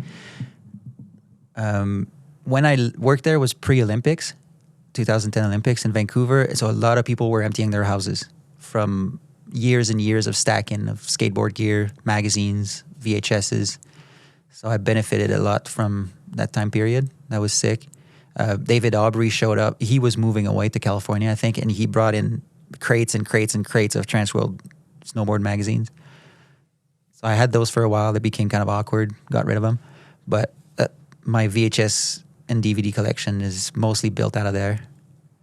I did find a few boards, but I realized that I don't care as much. Like, I want to be a collector, but at the same time, it's not the same as having a video that you can actually watch and take advantage of. The board goes to the wall or basement in my case and doesn't really get any use. But like basically I got to know the Shorties movie because I got 2 copies from there. So yeah, that was probably some of my best finds. Shorty's video, your favorite find? No, but one that I wasn't exposed to at all or didn't even know existed as someone from Quebec because it was very BC centered. But yeah, a lot of unknown things that came up there that was fun to be made aware of. And what about how he mentioned that you would rather get something from the thrift store than even get like free new gear? I mean, it's thrift store, but it's anything secondhand, really. It can be my friend. Like, I had a pair of pants from Louis that he ripped in Japan, taped it up. And I don't know if he gave it to me right away or at the end of the season, but I ended up using that for 3 years until we went on that Bombhole trip and they were all ripped out and my ass was out. But to me, there's more value in giving second life to a degree. There's just so much good stuff still existing. It's like leftovers as a whole, whether it's my truck, you saw it there. It's all the same idea of like, we're all looking at this idea of carbon neutralism and all that stuff, but just stop buying new things. Seems like the most simple way to achieve anything. Stop buying, stop using, or try to reuse as much as you can.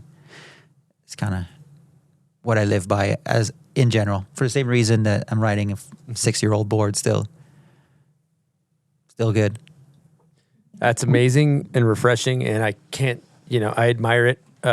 Need some work in that department personally. But, I mean, if you think about it, this day and age with Amazon and DoorDash and, well, I guess DoorDash isn't, but food's more disposable, I guess. Kind of need to eat it. You need to eat, yeah, but like Amazon is just like, oh, I need this thing. In 4 seconds, it'll be like, it'll be at your house tomorrow. And you're like, it's so easy to be a consumer now. Well, we're living in this culture now that it's cheaper to replace than to fix, right? On all fronts. Yeah. Even cars. Good point. So I think that's where it comes from. Yep. It becomes a lot simpler, faster, less of a headache. Yep. But that's also how everything gets cheaper made also. Yeah, good point. So, and as far as snowboards go, if we want to just focus on that, on the board themselves, like I think especially with dynos, the graphics are so sick. I'm sure there's other brands doing that too, but there's so much value in the quality of the graphics that I hate to see it aging or thinking, oh, this was last year's, so this year's obviously better. And so I think the longer you keep those graphics alive, the more value every single year will have, because it's not a disposable item. It keeps its quality. What do you think the lifespan of a snowboard is for an average consumer? And it could be very long if you don't hit rocks. Like I've honestly been riding this thing for 3 seasons, hitting a lot of things, smashing rocks, and it's just starting to have like edges issues. I noticed today when I was waxing it, but really depends on your riding. But a lot of people just change because they think it has to be changed. This idea, that one's kind of broken in a little too much. Like I've never felt that. If anything, it only gets better from my liking. So it's kind of an interesting take. And it's kind of funny that shops would even talk about this idea of boards being too broken in, or companies saying like, yeah, like it's a little smashed in, you should probably change. It's like, maybe make them better then? And like, how is that an issue? I don't know. Maybe I'm just talking out of my ass here. I love it. Yeah, no, I totally agree.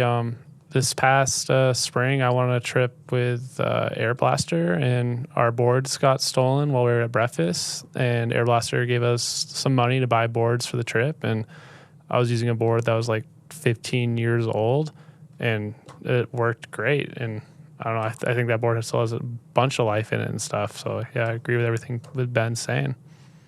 It's a good point. And I actually see a resurgence of people riding old boards now too. Like Bomb Hole Cup, we do a vintage class and everybody brings their old boards and shreds them. And they're looking at their times, like their times on the bank slalom. They're fucking flying on like a 20-year-old snowboard. And and even Bodie yesterday was telling me how he rode one of his old board from a while back recently, and he was like, man, this could still be my favorite board. Because we were talking about mine, how it was a little old. He's like, and I've heard that from quite a few pros who revisit their old pro models. And yeah, I don't know, there's something to that. Not that I encourage people to just ride old boards. It's good to just understand that not much has changed in snowboards. They try to reinvent and try new ideas, but it doesn't mean that it takes away the fun of snowboarding. Totally. Totally. Yeah, I think if I was gonna, like, the only people that really need new shit all the time are like the dogs that are really pushing it. Like Ayumu doing a triple cork in a pipe needs like a stiff board that he can go huge on. Or like I was talking to Sean Fitzsimons, I think, what did he say, broke 7 boards last year or something. Like these people need like high performance boards so they can push snowboarding to the absolute limit. I think for 98% of snowboarders, you're totally right. I mean, it's like Formula One drivers. They need new tires after half an hour. Yeah. So, there's a reason for that. But most people I know run their tires until they're bald, So why would you not apply that to snowboarding? I'm sure some people do. But it's the same idea. One's actually dangerous, but you know what I mean? Like there's ways to make sure you use it till the end. Yep. Or find someone that could use it instead of just seeing no value in it within a few years, Have you seen Austin Smith's brand Season? Do you know about that? Yeah. Kind of that. The concept is that the boards carry over every year. Reminds me of Gentem. Is that how they do their thing? It just seems like it's always a black base with maybe a variation of the top sheets, but I don't even know. It's just looks similar. Yeah, that'd be interesting to hear your take on as you get deeper in the snowboard industry and you've been doing it for a long time, there's a cycle of every year we got here's our new catalog, here's our 20 new boards, here's our 20 new jackets, and fucking same thing with some lipstick on it, couple different colors, but they're just like, you gotta like put a bow on it and get it sold. And that cycle seems kind of exhausting after like 10 years or whatever. And I remember as a kid, if I had a favorite board, it was my favorite board for a few seasons. Yeah. Like Atlantis. Like I still want that board, and it's not even because it's vintage. It's just because I never had it. And in 98, I wanted it. 2000, I wanted it. It didn't have to be the newest version of that same board. Like it carried its value to my eyes. And it's weird that to me that the people in marketing don't understand that a lot of people are like me And I think in skateboarding they have that a little bit. Like Anti-Hero will always have their classic graphic. Yep. But in snowboarding, it's like, no, it needs a new color. Whatever. So that's why I disagree with the business, basically.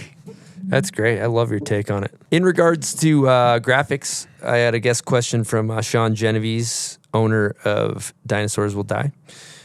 Here we go. Hey, Ben and the Bomb Hole. Ben, you and I have had the chance to work on a few graphics together. And I was wondering if you could explain to people your process in coming up with an idea and working through the graphics, what you like in graphics, what you don't like in graphics, and where you draw your inspiration from. Thanks. Looking forward to hearing it. That's a tough one to answer properly. I really like just classic graphics, I think, in general. I don't like something that looks like a screen printing, like serigraph, like this graphic, basically. No offense, but like something that's just like shapes, you know, like I don't understand what it stands for. It looks like a spaceship. Fair enough. I'm more like I need some type of idea or purpose, message. Like I feel like everything I do needs to have that, but then I often regret. I'm like, man, it doesn't have to be that complicated. It doesn't have to be that heavy always. But naturally, I'm always drawn to that. So I try to mix like the super no image of the or like no message of the Atlantis, but use the color and the texture of those boards to then have a message like this one, for example, or the canoe board that was kind of a little bit of my interpretation of how I thought the industry was dumb. They act like they know what they're talking about, but they're so dismissive of the pitfalls left and right, which is why the canoe's aiming for the waterfall and they don't even notice that they're aiming there. So stuff like that. But then at the same time using a canoe, which is very banal thing. I just like the graphic and then we came up with the story. Or there's another one that has to do with pipelines and pigs and rats and whatever. So there's a bit of a story there about greed and destruction of the environment. And the recycled board was kind of two ideas put together, like recycling a graphic. Actually, it was a bigger story that we all got trapped into one board. It was redoing an old Rossignol board that was like the Tin Man running. That was kind of influential. That was Laurent's first board, if I'm not mistaken. But at the same time, having this like telling people, hey, like recycle. So that one was probably the most basic that I've made, I guess. Because I kind of got sick of like trying to jam too much information in my boards and like pushing an idea. I don't know. I got tired a little bit of that, if that makes sense. What about the board behind you right now? Well, that one is. Do I grab it? Whatever you want to do. I mean, talk about the graphic because it's definitely a controversial one. Well, the funny thing is I've never had anyone coming to me and saying anything like, fuck yeah, that's my guy, or like, fuck this guy. Like, I haven't really had that kind of feedbacks. And that's based on, I think you can probably find that on the intraweb, but an old Joyride board that had Richard Nixon on it. But it's basically same layout. He was just like tip to tail like that, which was a classic movie I did. And I was like, I really like the layout. It just looks good. And I think we're on the same page with that type of layout. And like, what could he hold in his hand? Do we just put some tiny hands? What do we do? And it was just like, we think this guy might be bad for the world. So he's holding the globe on one hand and a torch in the other. Trying to make it look as obvious as possible what the message is. Like, this is our take. Because we wanted to make sure it was not ambiguous. And then kind of went from there. Like a lot of back and forth with Geno, like careful about this, careful about that. It needs to be very clear what we stand for. And it's strange because normally he tries to not be controversial with the graphics, stick to artistic things. But for some reason, I guess that was because it was a re-edition of an old one, maybe that opened the door to be a little bit more opinionated with the graphic on this one. The way Geno explained to me yesterday on the phone too is that the like emphasis too was also on the environmental effects of the choices and less political. At that time, yes, because that was one angle. Because he wasn't as, I don't know, he was just like, let's kill all these things. And he represented what was like the conservative way of doing business, which is keep digging until there's no more money to be extracted. He represented that. Was he the worst? I think he's just as bad as everybody else. Like Jeff always makes the joke when we're biking. He's like, we're going left. He's going to say, oh, let's take a bite. And I'm like, no, dude, that's right. Everything's right. There's no left. Left doesn't exist. So he's just as bad as everybody else, but he represented kind of like what was bad for everything at that time. Jeno told me a really cool story that when they posted the graphic online, a shitload of people were reached out. We're like, I'm never buying any of your products ever again. And Jeno told me he called every single person that left, like, hey, here's my number. Has he ever told you that? No. Yeah. So he told me that basically anybody that had a problem with the graphic, he called and was just like, hey, let's talk about it, and talk to him. And what he landed on, what he told me, was just like, he felt like, the president or the other, whatever it was, like, don't fuck with my money kind of thing. Like, don't fuck with my livelihood. Whatever presidential candidate, like, represented the other side was quote unquote fucking with his livelihood. Anyway, to not get into the weeds of like politics, but more into like human nature, really. Like, Jeno just listened to them, talked to them, and they ended up he had, I guess, called 9 customers or nine people that were upset, and talked to all of them, and they were all good, which is like one of the coolest things I've ever heard of a company. That really sounds like Jeno. Yeah, totally. Mm-hmm. No stone unturned or whatever. Yep. But and interestingly is Will Bateman made basically the exact same board with Smokin' that year. Oh, really? Yeah. And they went even more original as like the original board from Joyride back then, with the shape and the stance, like where the inserts are super far, the nose are super square.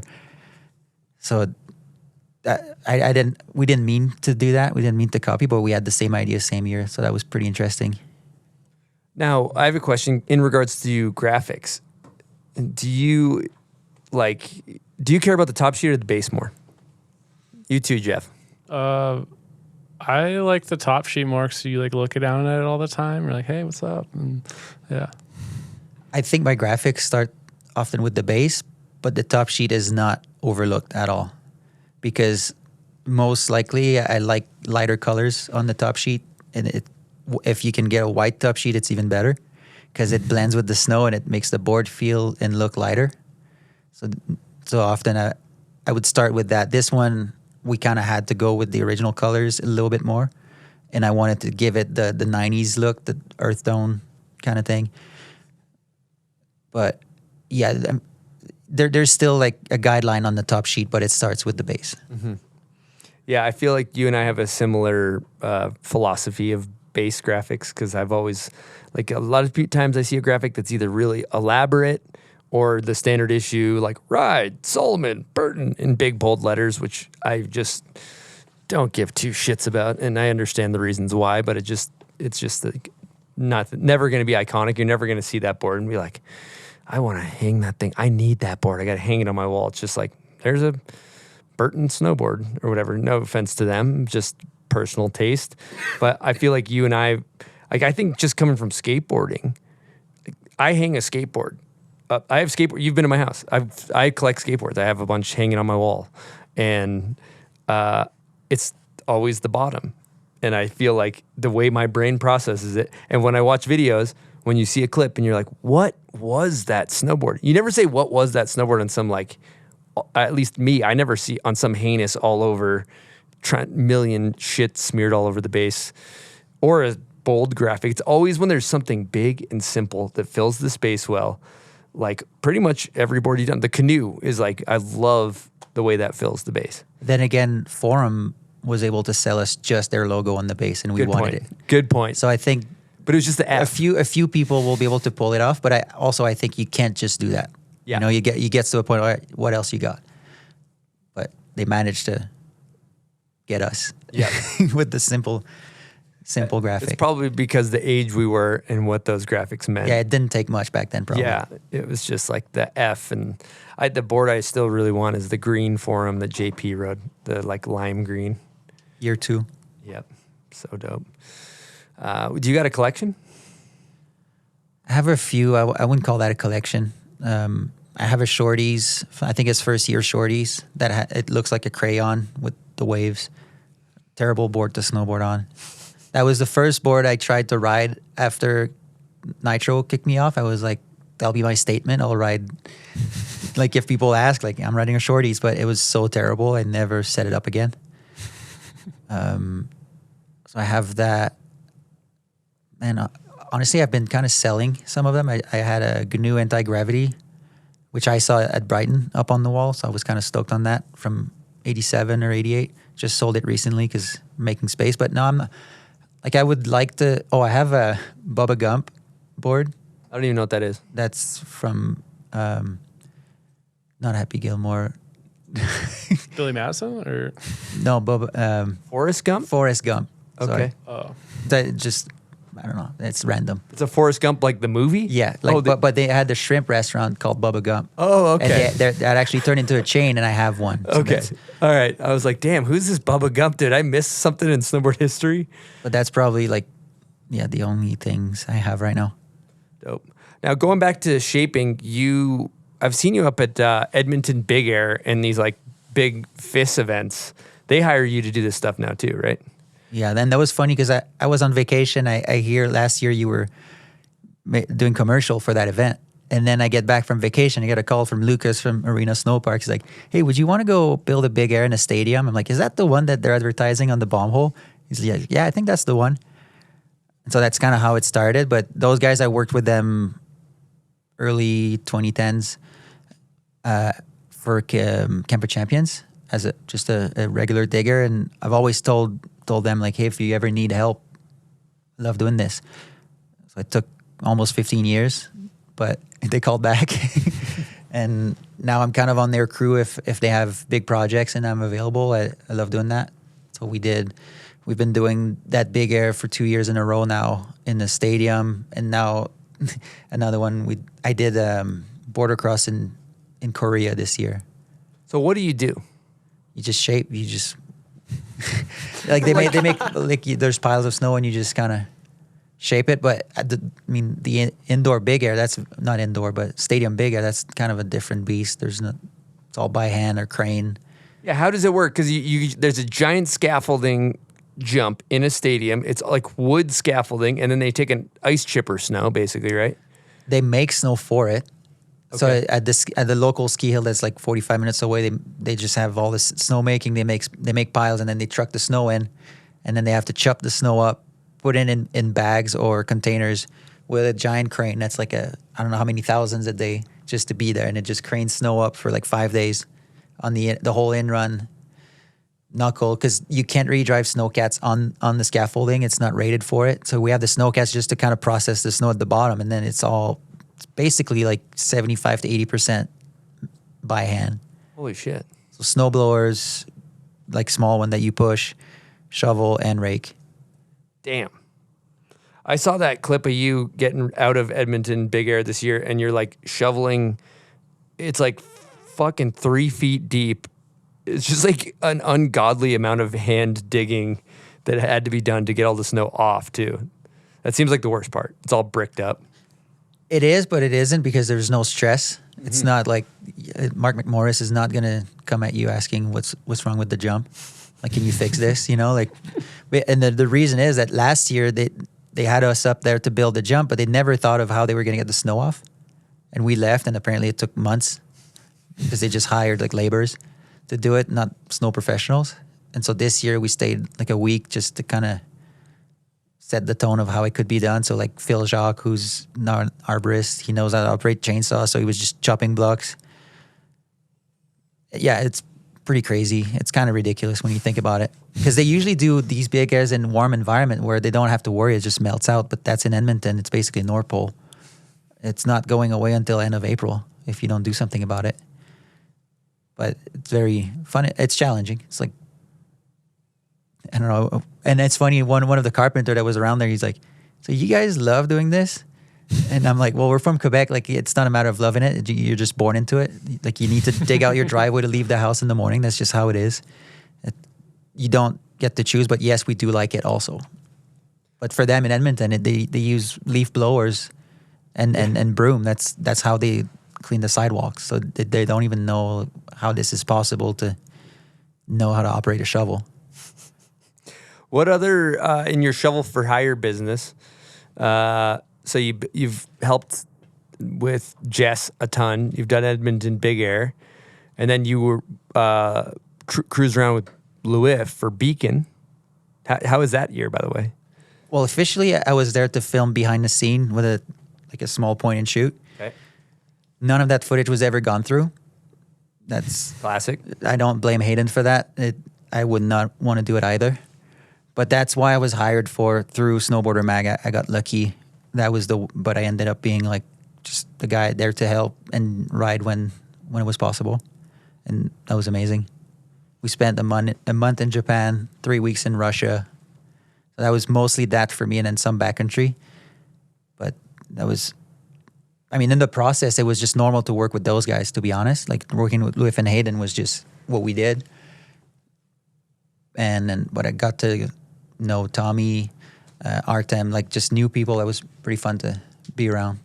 What do you think about, you've spent a lot of time with Louis, and I feel like he's a lot of your favorite snowboarder's favorite snowboarder kind of guy. Like, he's just push progression, always doing new stuff, always changing the way he looks at terrain and all the tricks he does, and always has a concept or an idea of the way he wants to take his snowboarding.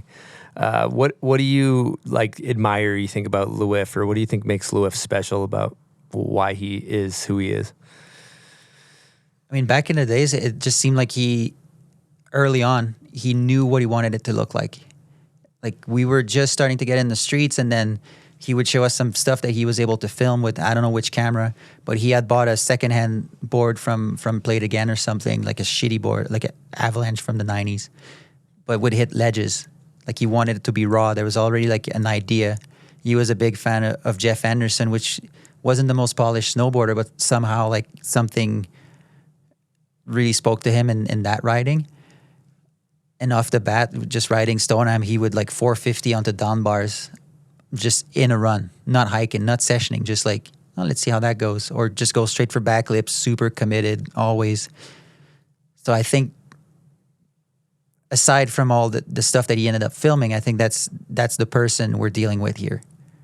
Like, the commitment of just like, there's no wondering what if it doesn't work kind of thing, which is the opposite of how I function.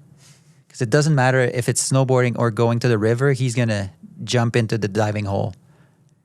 Like, he doesn't go in there and make sure like, okay, that rock's there. He's just like, I trust it, and just goes for it.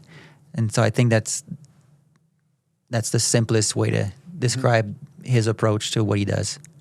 Totally. Yeah, definitely brought back some memories when you talk about, an average process of getting into a trick would be, all right, I'm gonna backflip this thing. I'll do a board slide. I'll do another board slide. I'll do a back 50.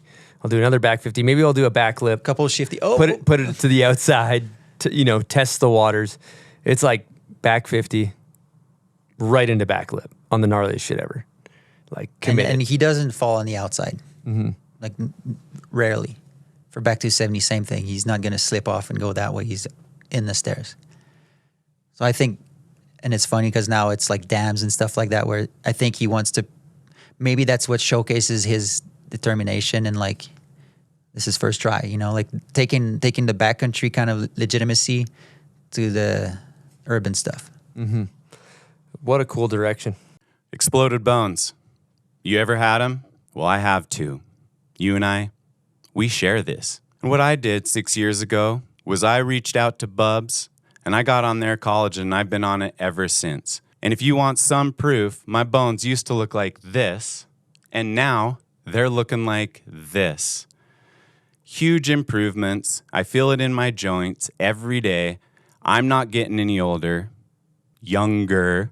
I get it confused because I feel so dang good. And if you want it too, go hit up bubnaturals.com, promo code BOMBHOLE, and you'll get that 20% off. Go click up. All right, we've been going for a while. I think it's time for a salt. Huh? 2 hours in. How's the aroma, boys? Better every time. Oh God. That's good. Yeah, it's good. It smells dangerous. Oh God, that was a strong one. Shit. It's gonna Good batch. taste when we eat our sandwiches later.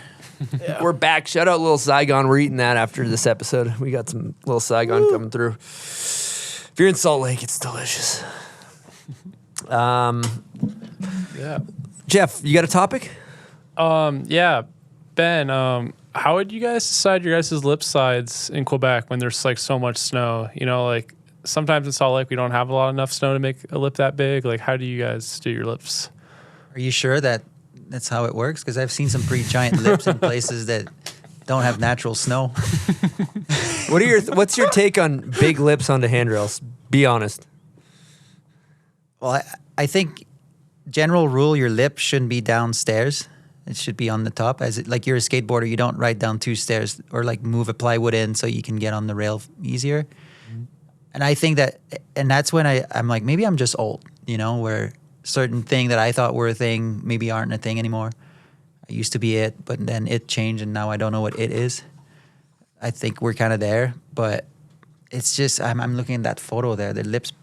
I'm like, man, she could do that board slide without the lip being that big, Yeah, I don't think it really helps when it's that big. To me, it doesn't. Like we started hitting rails at parks when they didn't know how to push proper lips to rails. So it was always from the front. So if you wanted to hit from the side, like the guys did it in videos, you had to go to the streets. And then we kind of, I guess, paid attention. It just kind of made sense. The lip sits on top, like on the pavement, not down the stairs. You only did that if for some reason it was impossible, like there's no flat or whatever, then you do the bare minimum because you feel like you're going to get called out if you don't. But it never felt like it was easier to do the tricks. But anyways, like it's just, there should be a difference between the lip you have at the ski hill and the one in the streets. There should or should not? I think there should be. Should be a difference. Okay. And that's why you go to the streets. If you're trying to translate the exact same feature, it'd be like bringing a snowcat every time you go to the backcountry because you're like, this is what I learned my back 7 on.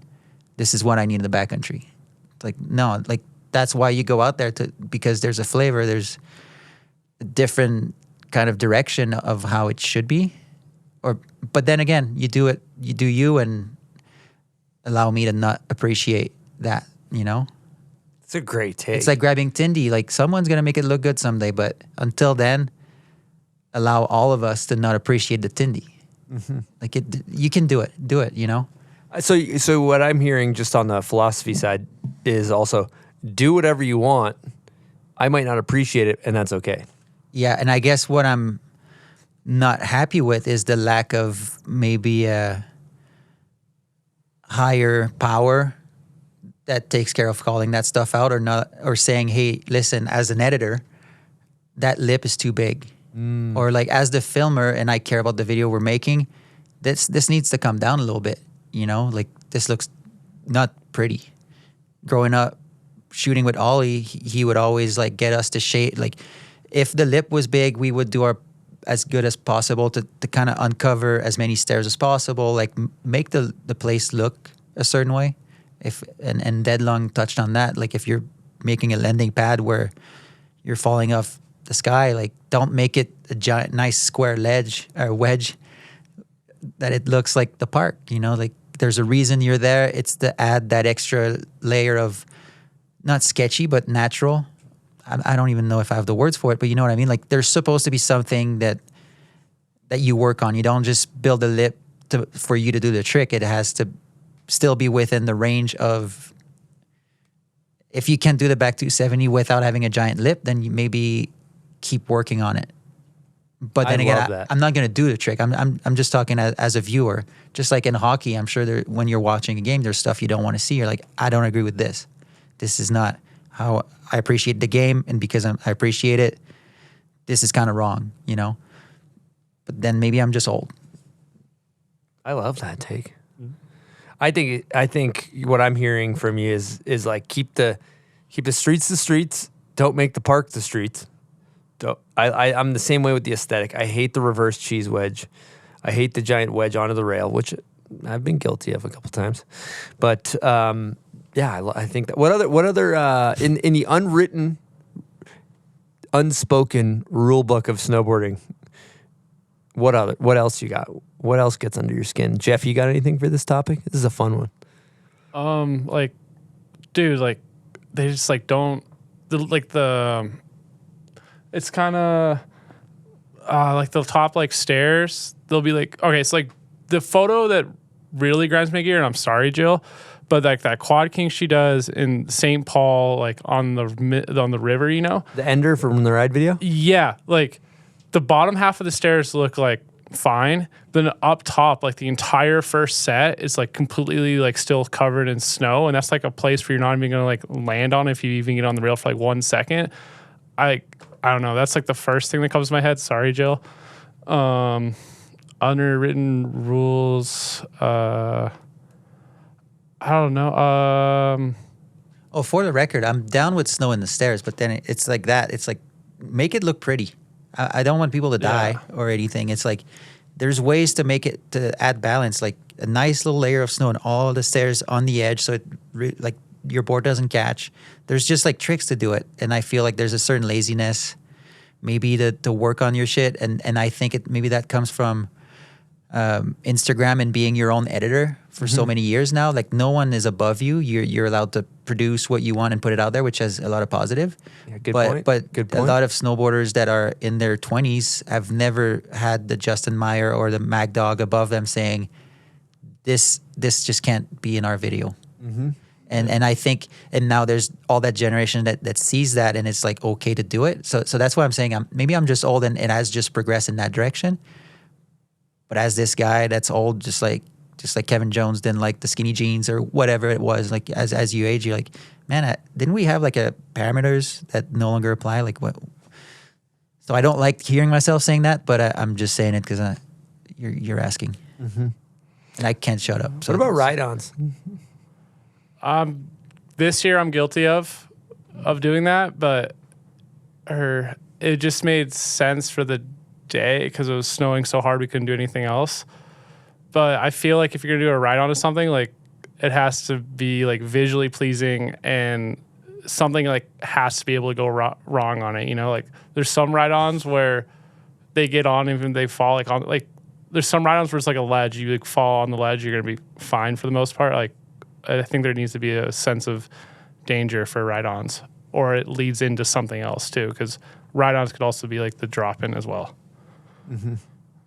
I think that, again, I think there's no rules, but it doesn't mean that because you did a trick, like put in any trick, doesn't mean that because it was done and landed that you get all the credit for what on the stat sheet it should give you credit for. If a lot of these things are not checked, like big lip, shitty landing, whatever, then I'm as a viewer, as a snowboard person, I may not give you all the credit that you wish you had. Is kind of all what it comes down to. And same for NBDs. Like there'll be the odd one that gets a lot of shine, like Benny.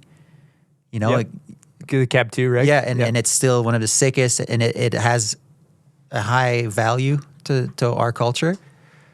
But then a lot of people try to say like, well, he did an NBD and it doesn't matter. You can, if you want, just go for it. Go do ABDs. And it's like, no, that's not the rule. That's the exception. All right, what's your philosophy on backcountry ABDs?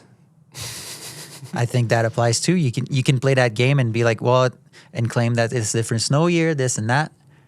You can do that. It might work, it might not work. So you might get called out, you might not get called out. That's the game you're playing. But you can also play the game of like, I'm just not going to hit that jump. If you don't think you have something to offer beyond that, just go find your own stuff. Every year I go with different crews and we drive in front of Form Step Down, and they're like, man, I really want to hit that this year. I'm like, personally, I have zero interest in hitting that.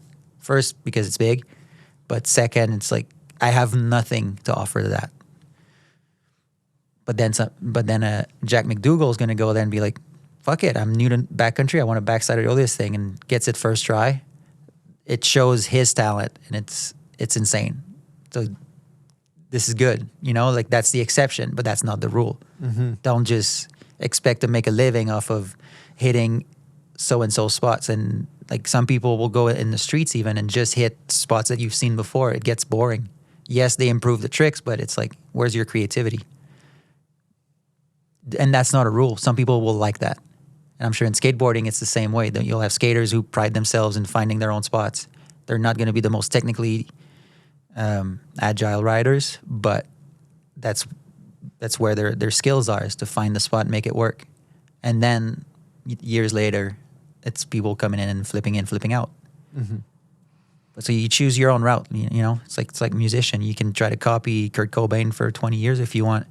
One might succeed at doing that, but then everything else is going to be called Nirvana Light. Is that what you want to be as a snowboarder? Mm-hmm. So pick your route.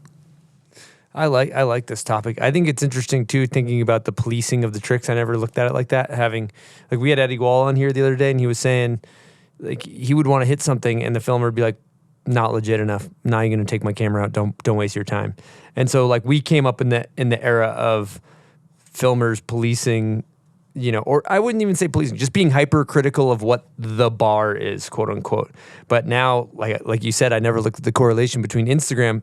You're your own producer, your own filmer, your own editor. You can put out whatever you want, and there is nobody policing the bar. But then, you know, there's 80 to 100 videos. Do we have a hard count on? I mean, it's what is that? It's over 80 videos that came out in the fall. Holden would know for sure. Yeah, Holden said I think between 80 and 100. So you're looking at coming up in the landscape of 10 videos to 80 to 100, and a lot of stuff just gets lost in the sauce, and the cream rises to the top, or you just find what you like. Some people, but then not always. That's what I'm saying. In some of what were called the top 5 of the year, I see giant lips. I'm like, good point. And again, maybe it's not for me. That's what it comes down to. But I'm kind of sad. I'm like, man, it'd be sick if there was a little bit more attention paid to that. Mm-hmm. Yeah. Could you screenshots the next ones you see when watching videos?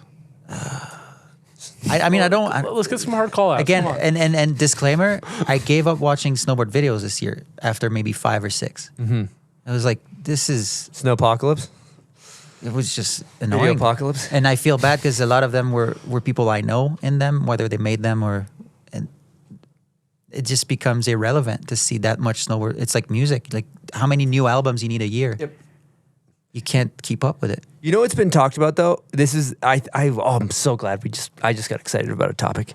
All right, so I think Deja Vu was, I'm fucking sorry, being the back in the day guy, but Deja Vu is a great moment in snowboarding history, and let me tell you why. Because where snowboarding was at that point in time was we were coming off of down bars, tech down bar. But we were moving into real snow, so things were getting bigger. And there was the Tech-Nar Superstar blend of we're doing highly technical tricks on bigger spots, and we're pushing the limits, we're going big, and we're also still not neglecting tech. And I think that blend of like, you know, the way it's edited and filmed and Hayden and all that stuff, and you guys did a great job with that. But I feel like at that point in time, that was a beautiful blend of snowboarding from where it was to where it's gone. Any other takes on that? Obviously, this guy, he doesn't like Deja Vu. He said that he doesn't. No, I love. I watched it. I got hard copy. I got the book hard copy too. Did I give it to you? No, I bought it at Wave Rave. It was on sale. Yeah. But yeah, no, I think like Deja Vu was like incredible. Like you guys all actually had true full parts. Like in this day and age, like some people's parts are only like 13, 14 tricks. Like I think everyone in that video had like 20 plus tricks, and you guys used entire songs. Some people had 2 songs, and they weren't just like edited for a minute and then chopped to the next one. You know, you guys didn't use, like you guys used entire songs. Like Will Levine's song is insanely, it builds so well with that part too. Like Deja Vu was a true full-length snowboard video that we've only had like 6 or 7 videos that are true full-length like that since then, I feel like. Good point. Some people call it the Landline, the prequel to Landline. Yeah, absolutely. I just came up with it. I'm joking. Did you guys win? Did you guys win? Because it was a lot of the same people working for Video it. of the year or no? Yeah. Yeah, good. I think we were in Japan when we got the awards. Does Bobby Boudoir have it? Hayden? Most likely. I know we all got one. We all got a little cube. Oh, sick. I got a pet peeve. I want to we were talking about I mentioned ride-ons. I want to clarify what I don't like with ride-ons. I'm down for ride-on. There's a lot of great ride-on clips. Latex has an amazing one. You know what this is specifically what I don't like on ride-ons is a hubba ledge that you could 50-50 from the side, but you drop in from the top. Like like something that's approachable in a normal way, but you're like, I'm just going to drop in on it. That pisses me off. Is that a Savannah Stravinsky call out? I don't even know who I'm thinking of. I don't know if she did that or not, but I'm thinking of like a video I saw a long time ago, and I just remember being like, why the fuck didn't you just 50 the ledge instead of dropping in? Yep. So that's my take. I don't have a particular trick, but I've seen it before and I didn't like it. Yeah, I love it when there's a really sketchy strap in, you know, like they might need like a homie to hold you in place or something. Like you're like strapping in, it's like harder than the actual trick almost, if that makes sense. Yeah, to just stand there is the dangerous part. Yeah. Yeah. Like Jeeves. Remember Jeeves dropping in, I guess that's bomb drop more than a drop in, right? Because you fucking, the big dam thing. But it was a sketchy strap in situation. But maybe there was, to that ledge you're thinking about, maybe there could have been a setup clip of something else that would explain why it was just done like that, maybe. But then it's one of those things, it's just like the lips. It's like sometimes the lip needs to be big, but maybe try to showcase why the setup is the way it is, because then otherwise you're exposing yourself to criticism, which in the end could matter, could not matter, depending if you care about that quote there. Yep. You know, but it's it's all up in the air. You make the art you want to make, and then just expect, I don't know. So maybe we're wrong. Maybe we're just gatekeeping certain ways, you know. True. But Absolutely. because in snowboarding we talk about talent and skills so much. If you're creating a lip that sends you right to the rail, or like it's 2/3 to the gap that you're trying to make, rather than setting it up where it should be, then we're not talking skills here, you know, like you're making it easy for yourself to gain points on the score sheet. And I guess that's where my issue is. If you're saying, well, he needed that to do the trick. Well, that's what I'm saying. Like, then that's the handicap ramp. You know, like at X Games, there's one takeoff. There's not a smaller one here because you're not quite ready to take it to the big jump. You know why? So why in the streets are you allowing that kind of? So maybe I'm just going in circles, but you know what I mean. Absolutely. Yeah. I like it. It's good to question all these things. And also, I think at the end of the day, do whatever you want. You just might criticize it. I think it's okay to do whatever you want. Be yourself, and that's fine. And like also, if Jeff doesn't like a clip, that's okay too. Yeah. Everybody's responsible for themselves and how they feel. And I guess I blame the team managers who let that slide. And don't be like, hey buddy, like, let's try to tighten it, you know? Tighten it up a bit. Take a knee with you. Hey man, we got to talk. That lip is insane. So yeah, it's just like Zeechers were kind of called out for a second, and that kind of clarified the picture for a little while, you know? That did help. And I think like jibbing's not dead. Like focusing on the dry stairs is not really where my head's at. I'd be more about the lips. Yep. But that kind of energy, I think, needs to be brought up sometimes, to just be like, hey, you know that it can be done like that. And we would appreciate if, you know, you guys made the effort. I'm sorry, I'm beating a dead horse. No, it was sick. But every time I'm hanging out with Jeff and we're watching a video, I just can't, I'm just like, I check out. I'm just like, you guys are trying to be pros, like act accordingly. All right, we're going to take a quick break and talk to you about one of my favorite places on planet Earth, Woodward Park City. Now, summer's right around the corner. They got all types of camps going on up there. Starting June 10th, they got mountain bike camp, they got skateboard camp, BMX, scooter, parkour. You can do multi-sport. And they got all kinds of top pros coming through for all these camps. Also, if you want to hone in your skills up at Woodward Park City, you want to learn backside rodeo 720s, but you got no snow, you can do it into the foam pit. Get the rollerboard going, chuck some backies. You can always work on honing your craft, even into the foam pit, all summer long. They also have the Loam Pass if you're just interested in riding the dirt. via chairlift access with all the mountain bike trails they have up there. They have a beautiful skate park, both indoor and out. So be sure to check out Woodward Park City if you're in the Utah area this summer. All right, I want to change gears and kind of go back to an interesting subject, is that, you lost your sponsors and you stayed in snowboarding and you stayed true to snowboarding. And you've always been dedicated to snowboarding. And I look at like a lot of people, as soon as the sponsors are done, they beeline it out. They're like, I'm no more board sponsor, no more check. I'm not even going to look at this thing. And everybody has their own experience, and I'm not trying to like harass those people because I don't know what it's like to be them. But I'm inversely saying that I admire that you kept your love for snowboarding, and it almost seems like it grew in some ways. I mean, I've definitely had different takes on that topic over the years. I've probably been heard saying that if you were a professional snowboarder and you exit as soon as you stop getting paid, you should give the money back. But I know very well that that's not how it works. But I definitely don't believe that now, because I've seen a lot of my friends and just, you grow, you become wiser.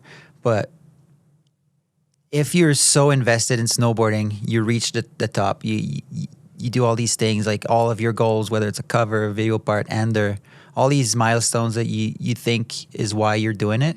Once you reach all that, and then the reward also decreases at this, whether abruptly or slowly, you may not find the same motivation to keep on doing it. And for a lot of people, they're just intense people, and they'll want to find another way to be that creative or that performant. And they'll switch that exact same energy onto something else. That's a great point. That's a very valid point. So we were talking about Jed, and I remember, as someone who wishes had that, first of all, the skills, but also the money.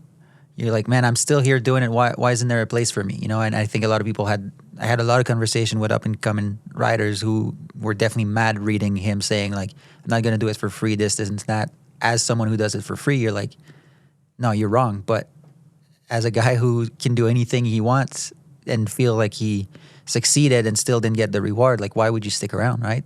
It's like anything else. You're digging for water. If there's no more water, you stop digging at some point, right? So maybe those who stick around are just crazy, or they just like digging holes. Yeah. Or kind of what it comes down to. Well, it seems, I like the Jed analogy too, because I always felt as though like Jed, he's the best at street snowboarding, in my opinion, or one of the best, however you want to put it. Because if you're the only person in the world that can go hardway 270 a certain kink rail, like I think you kind of deserve to be paid for that. And that's not something that like, it's not fun to hardway 270 a fucking triple kink. It's fucking gnarly. Like, I do think like if you're doing shit where my jaw is on the floor, like nobody's doing that without a camera. Nobody's doing like I think you deserve to be paid for that. That's my take. Yeah, but even just the mental aspect, without even thinking of being doing gnarly shit, just the idea that you used to get paid to do it, now you're not getting paid to do it. Aren't you going to look for something else to get paid? Oh, yeah. Potentially, or something else to be satisfied and rewarded. It doesn't matter if it's money or just praises, but you might turn to something different. Is that simple? Yep. And I remember when I lost all financial support, I tried to keep up with the boys. Like first trip of the year, I was like, I'm going to go there. I'm going to prove to myself that I belong. And I started jumping off the roof with those guys and tried to keep up. And then one day at the restaurant, I realized that they're all ordering big steaks and having a beer or two on their tab. And I'm like, all right, like these guys can all expense these meals. This just represents 10 times what I would normally spend for my own dinner at home. And I was like, okay, what I'm doing in the daytime, what's my reward? Am I just chasing to get paid again and redevelop a new relationship, or what's my goal here? What do I really want to do? And that really shook me and I got to understand Jed's situation a little bit better, because I'm like, what's the incentive? Well, I've done it, and I was told, you know what? No. So, and then I'm sure Jed kind of heard it like that too. Like at some point, you don't want to fight against the current. So that's kind of how I slowly transitioned and mostly helping. Still wanted to do stuff because I love the process and everything, but yeah, the pat in the back really makes a difference in the end. It could be money, but any kind of recognition is kind of what you do it for. Good point. Yeah, I mean, case in point is like all the tricks that are happening are done in front of a camera. Like nobody's going to a triple kink or whatever. There might be. Maybe there is. If the tree fall in the forest, you're not there. Exactly. Did it fall? But I have a question about the purity of snowboarding now that it's in its more purest form of doing it for more enjoyment than credibility or pat on the back or however you want to phrase that. Do you feel like your love for snowboarding is more pure currently? I hope so. Maybe in 10 years I'll say it was like, hey, that was a tough. No, it's actually great. Yeah. And to me, it kind of everything reshaped. Like between that and now, there was just like riding not in front of a camera, going to Seymour quite a lot, like dealing with people who aren't trying to. They love the act of it. They're fans. Like Matt Heenan is a good example. But there's 20 of them at Seymour of just like they're in it, but they work daytime. When they come up, they're so stoked, and it's a community. A lot of people working together, shaping side hits, taking the rake. You know, they don't wait for someone to fix it or whatever. Like and it's shitty conditions in most cases. You know, it rains. They still come up, and I was like, man, this is very refreshing, and that's more what I grew up doing for snowboarding. I met more friends through those few years than I did through my whole career, which wasn't that long even. And to be involved in that scene was the most empowering, or I don't know, I felt more rewarded for the small airs I did there as like a skilled snowboarder. I felt more a direct reward for what I did there than in Videograss, for example. So it kind of reshaped my appreciation. Okay, I love this topic. A, B, just thinking about this, it also kind of reminds me of Dyno's in some ways too, because Dyno's has a community feel. It's a smaller brand. It's you guys both ride Dyno snowboards. Yep. Why do you ride Dinosaurs Will Die? So like the reason I ride Dinosaurs Will Die snowboard is because it's something I believe in. Like everyone who's a part of it truly just wants to be snowboarding and to get amongst it.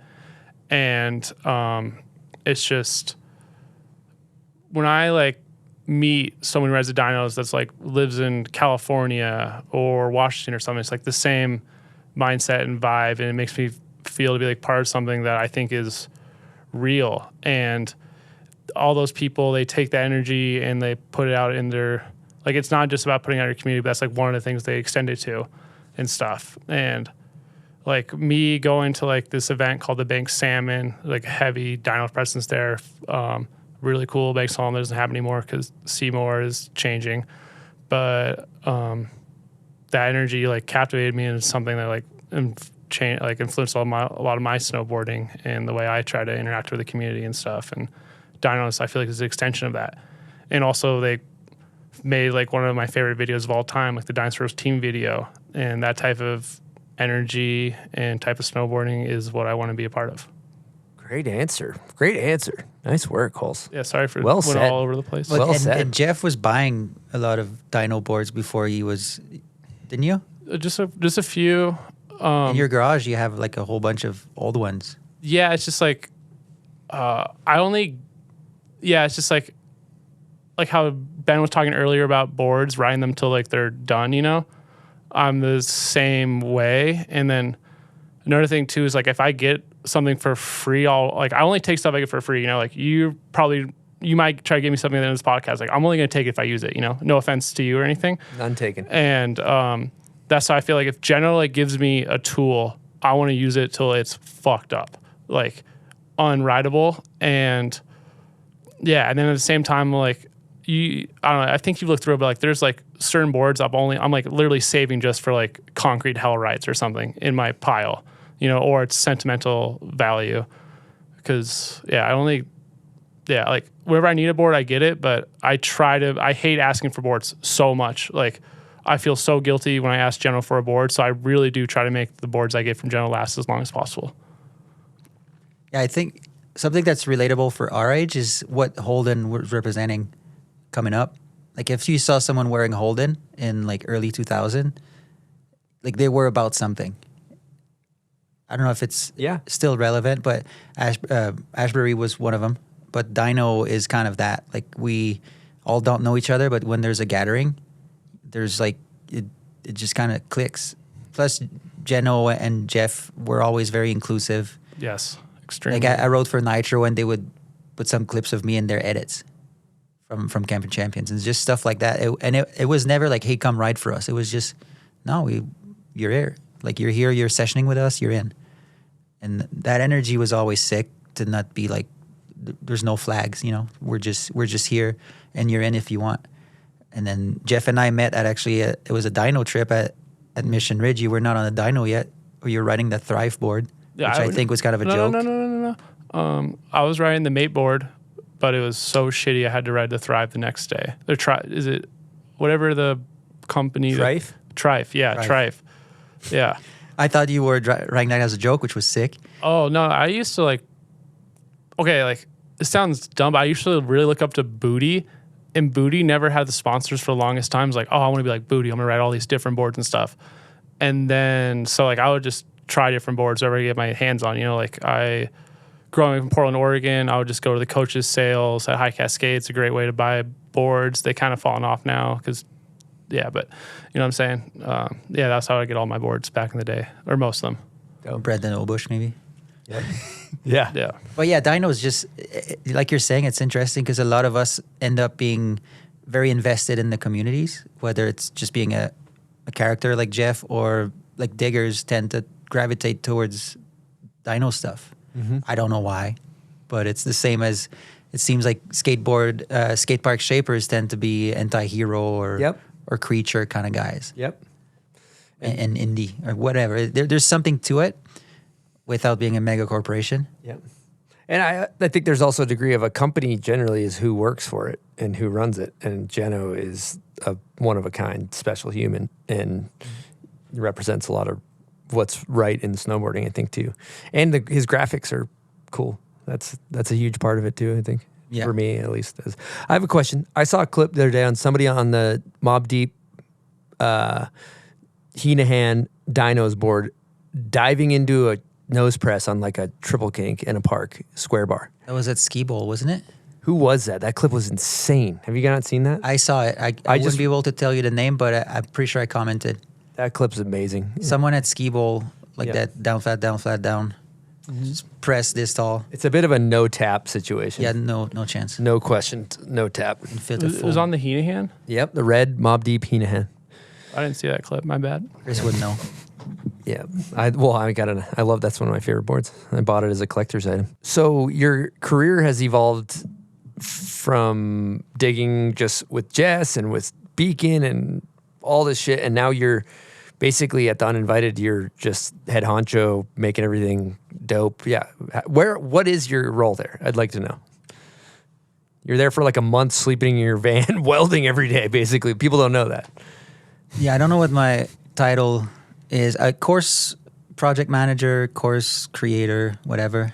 Like, I try to draw up stuff, present it, have it approved by Jess, and then we kind of say, hey, this is kind of the footprint we're thinking. And then by accident, last year we did submit all the drawings to the people at Woodward Tahoe, and they got going on it. And I got there a week before the event, and they're like, oh, if you want to weld, just jump right in. Like, you're probably more experienced than we are. So I just got going on that. And so for like a week, 10 days, I kind of worked in the shop nonstop, and it was really fun. I like that. And this year, having bigger expectations, I was like, I'll just show up a month early. So and the people at Woodward here were extremely accommodating. They're like, yeah, just leave your truck there. And it's always parked like 50 steps from the shop, working there pretty much the whole time. And they just let me use the shop as if it was my own. So with the help of all those guys, I was there like designing, measuring, cutting, welding. And then we're able to get it all on snow a few days before the event, get it all done.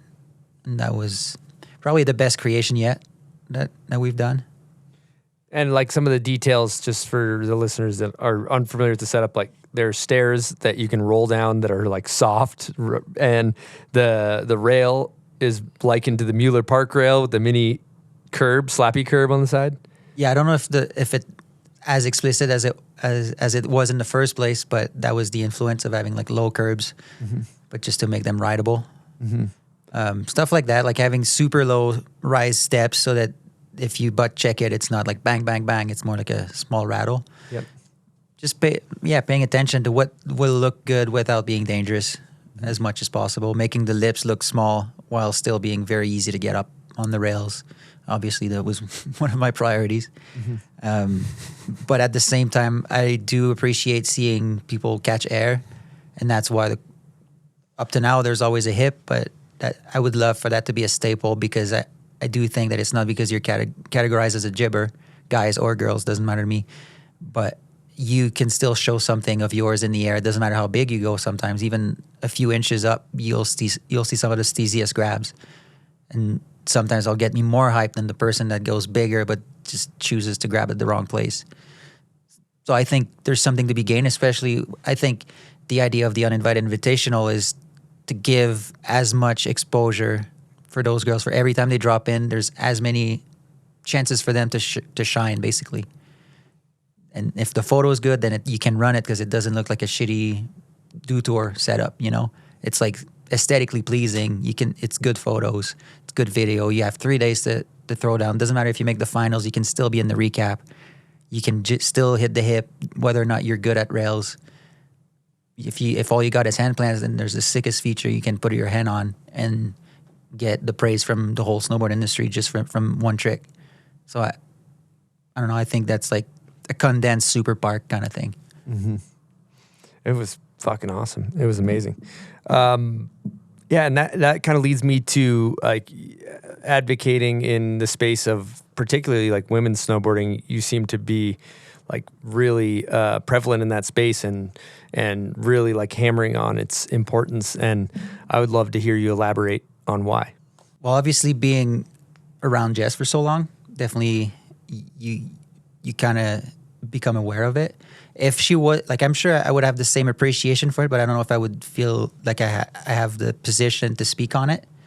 But being so involved over the last few years with the videos and now the contest, I think I have a pretty good idea of the landscape and the issues they're facing, or not the issues, but the barriers they're facing and whatever, the stuff they have to juggle with that regular guys don't have to.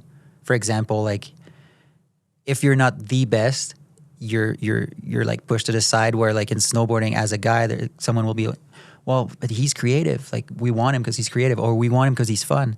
But for girls, it's like, no, you have to be all of that in one package. If not, then they look past you. That's kind of the feeling I get. And it's unrelated to your question, but that's an easy way to perceive how unequal it is, I think.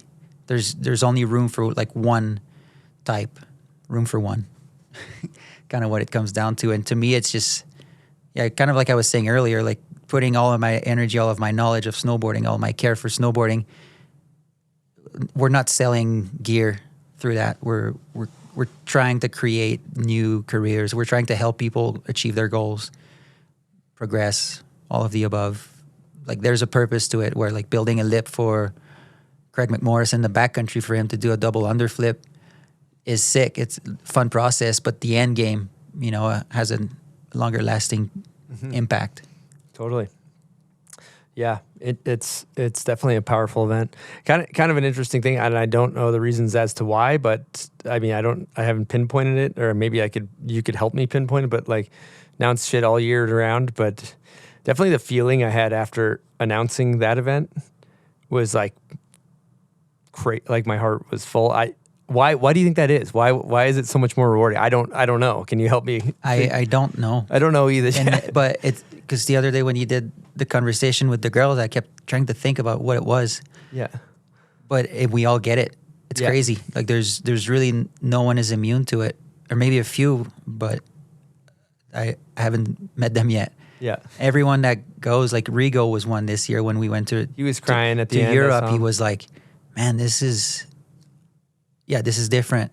Jeff was there last year. Same thing. Yeah. Like, to me, I guess there's seeing Jess succeed in creating that space. So there's a level of weight to that. But to then see Grace did she get fourth or something and still crying? Mm-hmm. You're like, she's already winning. She's on Red Bull. She's on Burton. Like, she's up there, and to not even win makes her emotional. It just, so that's why I'm like, I don't get it. Yeah. There's an extra layer of like magic kind of. There's a layer of magic. That's exactly what, well said. Well said. Well, you're killing it. And you guys got big plans for, I mean, you guys are just wrapping that up now. So let's not. There's no plans yet. No plans, yeah. But hopefully, sure. hopefully we can, like, it'd be sick if that could be like a US Open type of thing. That's just something they can rely on. And when you win it, it means something. It stays with you. That would be sick. But honestly, like, people think it's a big business. Like, we can only do it because Jess bankrolls it. Mm-hmm. Like, because she has the funds to begin with, she can get going. But like, there's not big money in it at all. Yeah. She sets how much the purse is, and then she sees how much is left. So what can we do with that? Rather than the other way around, which I think other businesses kind of usually operate like. Mm-hmm. There's more of a trying to make profit. So it's down to that, really. But hopefully we can keep that going, because I think everyone that goes feels like that there's no reason not to have it. Yep. But now we just need more people to come to really figure that out. Mm-hmm. Yeah, there's a movement. It's like, get with it. It's kind of like, get with it. And two, like, so many girls came from Europe or like everywhere in North America. They drove down. And to be honest, like, how many of them thought they could win something? Like, it's a minority, but they still all made the trek. Mm-hmm. Where I think normally in other scenes, they'll weigh out like the options of like, oh, I could go there and get more clips, or I could go there. There's another rail jam that I could make more money, but they choose to go there for something else. Mm-hmm. Some sort of Woodstock or whatever. And I don't know, but so that's why I think that's the proof of how different it is. Totally. Okay, I got a text from the legend Alex Cantin, aka Mikat, and he said, if he can explain "arrête de me jouer dans le sac," maybe you could elaborate translate? on it. Yeah, can you translate that? It's stop playing in my bag. Because him and I would always end up riding, like, without even trying, we'd always be kind of on the same trips or backcountry together. And both being regular, you build a jump and you kind of check what the other person wants to do on it. And if he said, I'm going to do cab 5, and it's like, hey, stop playing in my bag. But it didn't matter what one or the other said. It was like, hey. So that was kind of our thing, to just be like, basically acknowledging that we're not helping each other by building the same jump together. Okay, I got another question. So there's very few English invasions that penetrated that's a weird word, Quebec crew. If you look at Deja Vu, I feel like, you had Jake in there. You had Bobby Boudoir. You had myself, Harry Hagen filming. Justin for a while, actually, with VG. Yep, Justin. He spent some time. Who's got the best English or French? Who's the best French out of all? You're pretty good, but you know who impressed me? I wouldn't say the most, but like I still remember today is Harry. Harry Hagen? He would. I got Harry covered. That's bullshit. I know, but listen, it's Harry wasn't there. Harry wasn't there quite as much. Doesn't have family that's from Montreal, and would order in French at Tim Hortons. Deux off tournée. I remember that. Deux off tournée. Maybe he only did it once, but I was there and it really made an impression on me. And I was like, because I was thinking of Justin, who would kind of be more on the shy side, which I fully understand, and never really like got comfortable with speaking French. Now he does, because his friends are in French. His kids are in French immersion. But yeah, Harry ordered. I saw him order in French, and I was quite impressed.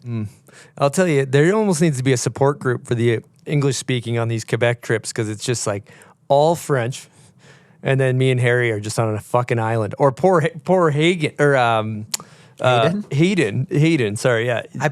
Maybe he loved it because he never left. Like, he was there a lot. We even celebrated was it Christmas? We had a party once at Louis's place with his mom, and my mom came, and like Harry was like, just everyone was there that was sick. I mean, we do our best, but it's just so awkward to speak English to each other. I don't know if in Europe they feel the same. I'm sure. But yeah, Yeah, I know it bugs some people, but there's just certain things you just can't say in English. It just doesn't translate. It won't be funny. Yep. You know, and often that's all it is. We're just making jokes, and it's not related to you or Hayden, anyone else. I don't believe that. But Yeah, well, sometimes it might be. I have fun, dude. I have fun speaking French with you guys. It's so fun. Okay, let's get into hot takes. Here we go. Michael Jordan, GOAT. We'll say GOAT. Greatest of all time. To you, we're not saying statistically. Who's your GOAT? Both male and female.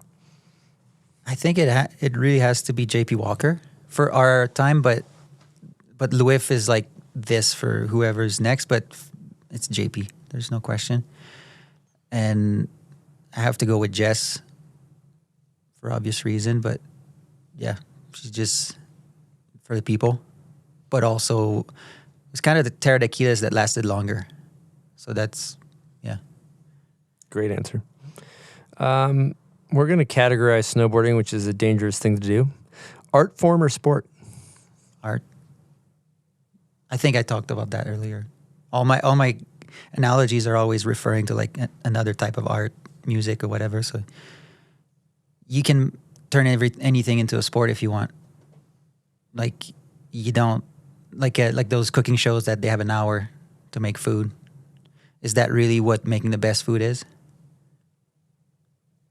But that's so the sport is one aspect of the activity and the lifestyle, but that's not what it was designed to be, I don't think. Great analogy. Who's the most underrated? All Canadians. Just every Canadian that was It's born? a blanket statement. Just Canadian snowboarders? There are others, but that's the easy answer. Okay. Does that work, Jeff? Yeah, I just thought you'd shout out someone like French Fragrance, or even like But it's Adam or like Marty. then if I start really pinpointing a few, then we're here for another hour, you know? Yeah, or you just say one with your chest. I think there's too many. But yeah, like Bryn Alexander right now is fucked up. Should be on like everything. Mm-hmm. Mike Little, not Canadian, but pretty much can touch Canada with his. He's American, bud. Don't try to take him. But he's being overlooked big time. But this is just one that you can understand what I'm talking about. But there's like hundreds up there. If you just go north of the border, it's everywhere. And you know what's interesting is why isn't there more girls in the streets in Quebec? There's Olympians, but for some reason it doesn't maximize. They're all maximizing. They all go there. I just think that they don't even get hooked up at the base level to do it, you know? So anyways, it always bugs me because here in Salt Lake you see a bunch. California you see gibbers, but in Quebec it's like there could have been. There's no reason why not. So anyways, that's maybe just they're 12 right now and they're about to be. Hopefully they're looking at the event and they're like, I want a jib. Okay. Steel or powder? Powder. Actually, slush.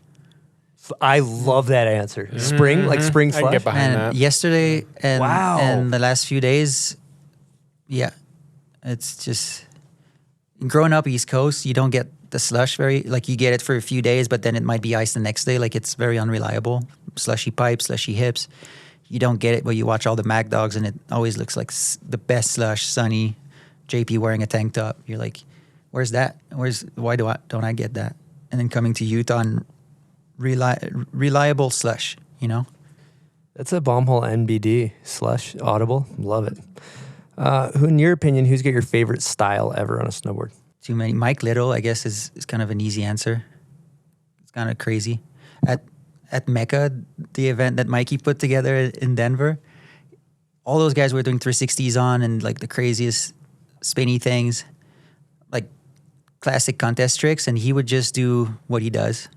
And I was sitting next to the crowd and I would hear reactions all the time. But when he would land a trick, people would just go like, ooh. Like a different, it was just like different level of appreciation for it. And I was like, okay, I'm not crazy. It's not just me who thinks that this is special. And also another style that I've been appreciating a lot as in a different way, but it's Iris Pham. Oh, yeah. And we talked about it. Like she's got the Eric Christensen, like really leaning on the blunts and and that's just different. And I think we don't have enough of that in snowboarding, of people who just embrace the differences that their body function. And I like that. Great answers. And we didn't see enough of Eric, so I think it's like a second coming of. Mm-hmm. Yeah, leaning into a nose slide. Okay, who's got your favorite method? I don't want to be redundant, but I posted a photo of Iris this morning. I just like the extension, but Ingemar's method is also kind of is so unique, and how much it's like he was going through the air with the way he pushed his method on that big backside air. So that one's also kind of a tricky one that I don't even know how I could do it. So I like those mind melters. And also, growing up, I had a poster of Kevin Young on a quarter pipe. I'm sure it was Blackcomb quarter pipe. Yeah, airwalk poster. And I would fall asleep watching it every night. And it took me over a decade to realize I could never do it because he was goofy. Like, I was like, how can I do that? So I kept thinking that's a stalefish this whole time. And then I realized he was just a goofy guy doing a method. So there's, I like these mind melter stuff that it takes you a while to get. What's your favorite snowboard video ever made? Probably Simple Pleasures.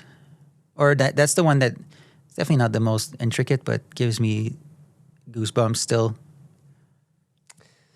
Best snowboard graphic, your favorite snowboard graphic ever?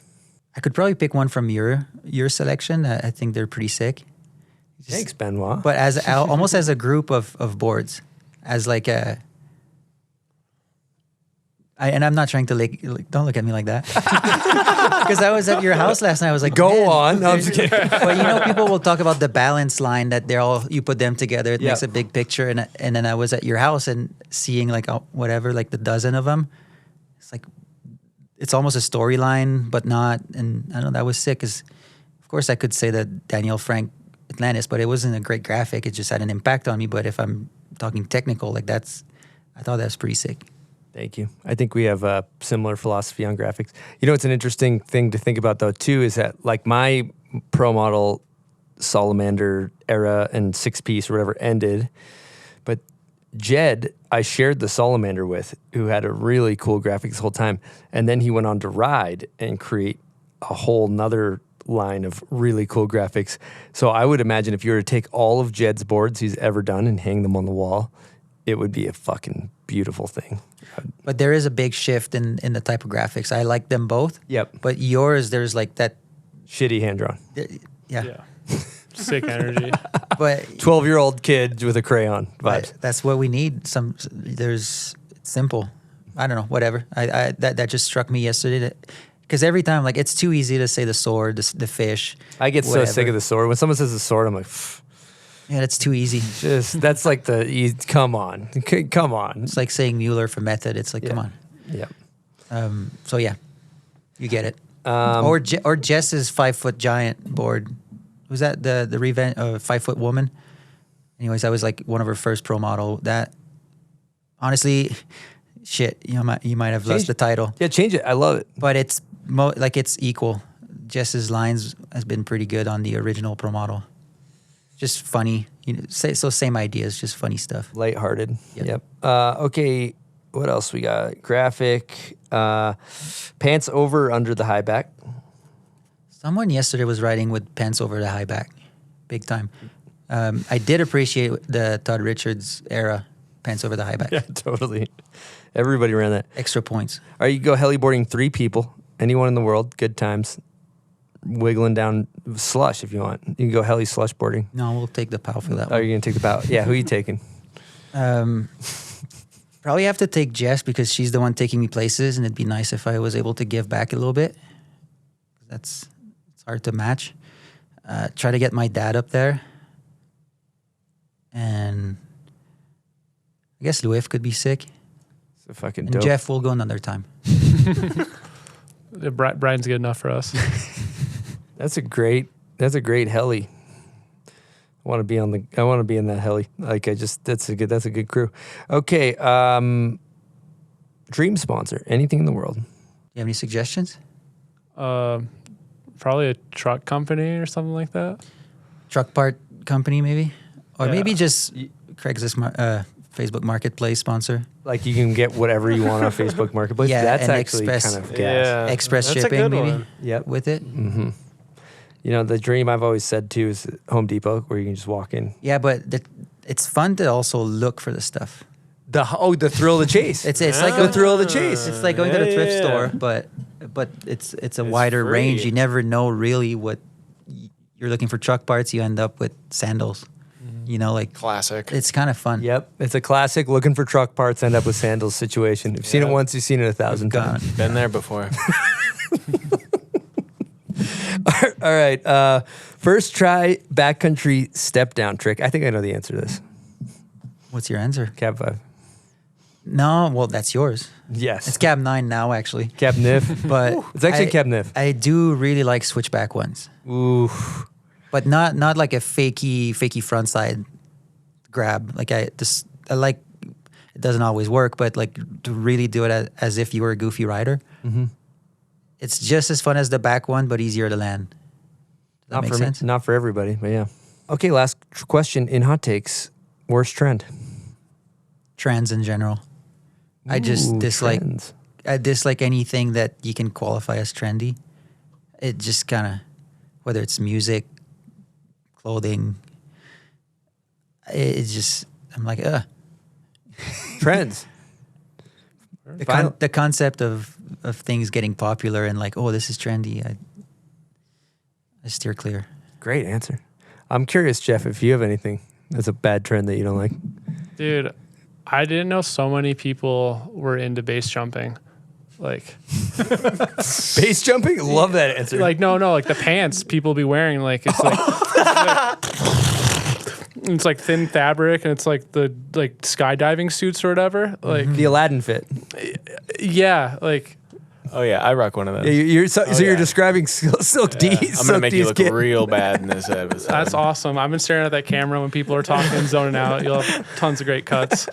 But it's like, yeah, those pants. What's funny is that when they're so thin that and big, but they can't hold wide, so they just end up looking tight because the weight. Your shin is like exposed with like a trash bag behind it. So the bagginess doesn't. It kind of cancels itself. I'm saying if you're gonna wear those type of pants, like wear like the thicker fabric so it holds its form and the rolls actually look decent. You know, like yeah, I didn't know people were about to like pointing it to jump off a cliff. Like Silk, would you like to defend yourself? No, I'm good. He's taking notes. Yeah, I'm with it. Yeah. like I don't know, like what the oh my god, forgetting his name. MC Hammer. Young Dolly, like his pants like actually look good because they're like thicker material and stuff, you know, or like Chris Bradshaw's. But yeah, that's all I'm saying about that. It's a great answer. It's a great answer, Jeff. All right, one thing I think is fascinating, Benoit, is I always thought you had this very long career. I mean, you still have I think you have had a long career in snowboarding. No one would argue that. But your actual like pro living off the land scenario wasn't that long. No, and I guess that goes with defining where does the career start and where it ends. Yeah. Because, like, with my friends, I've been filming video parts since 2003 or 4, let's be honest. Like, just doing it, you know, like that motion of going out, setting up or something and filming it. But I only really got paid between 2010 and 13 or something, or 12 and 14, like something like that. Before it was like a gradual going from like a few hundreds to maybe 1,500. And then it was enough that it was like a year round. There's only 2 years that I didn't have to work outside of snowboarding.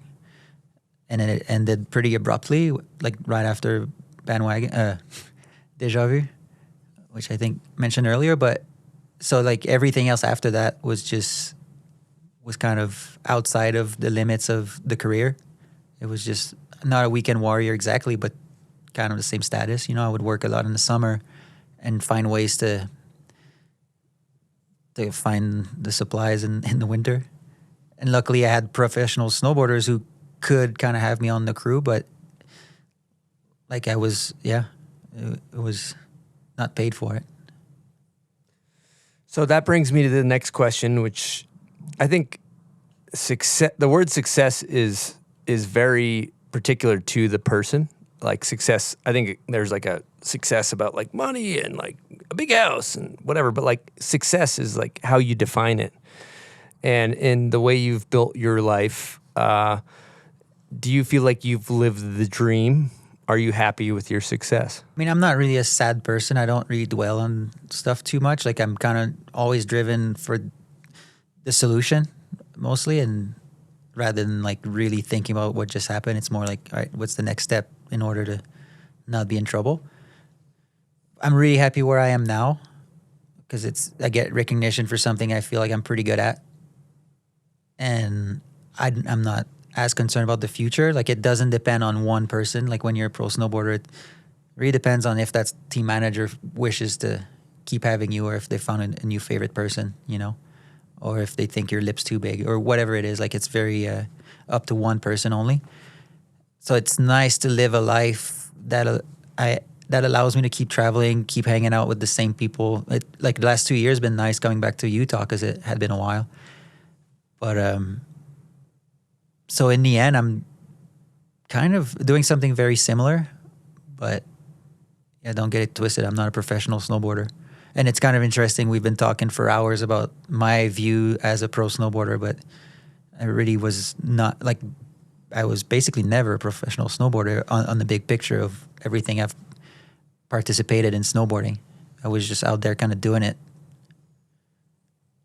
You know, we talked about this last night, but I think you mentioned, these are your words, I'm going to twist it a little bit, but, you know, playing to your strong suits. Like if you think about, you've always been a great shaper. You've always been, when we're filming, you know how to build the setup and build the lip and then get speed and do pump bumps.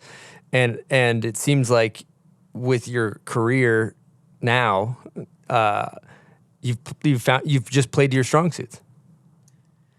Yeah, that's after a lot of, like I said, a lot of listening to podcasts and listening to people saying like, if you really love it, just go all in, or like those inspirational Instagram pages.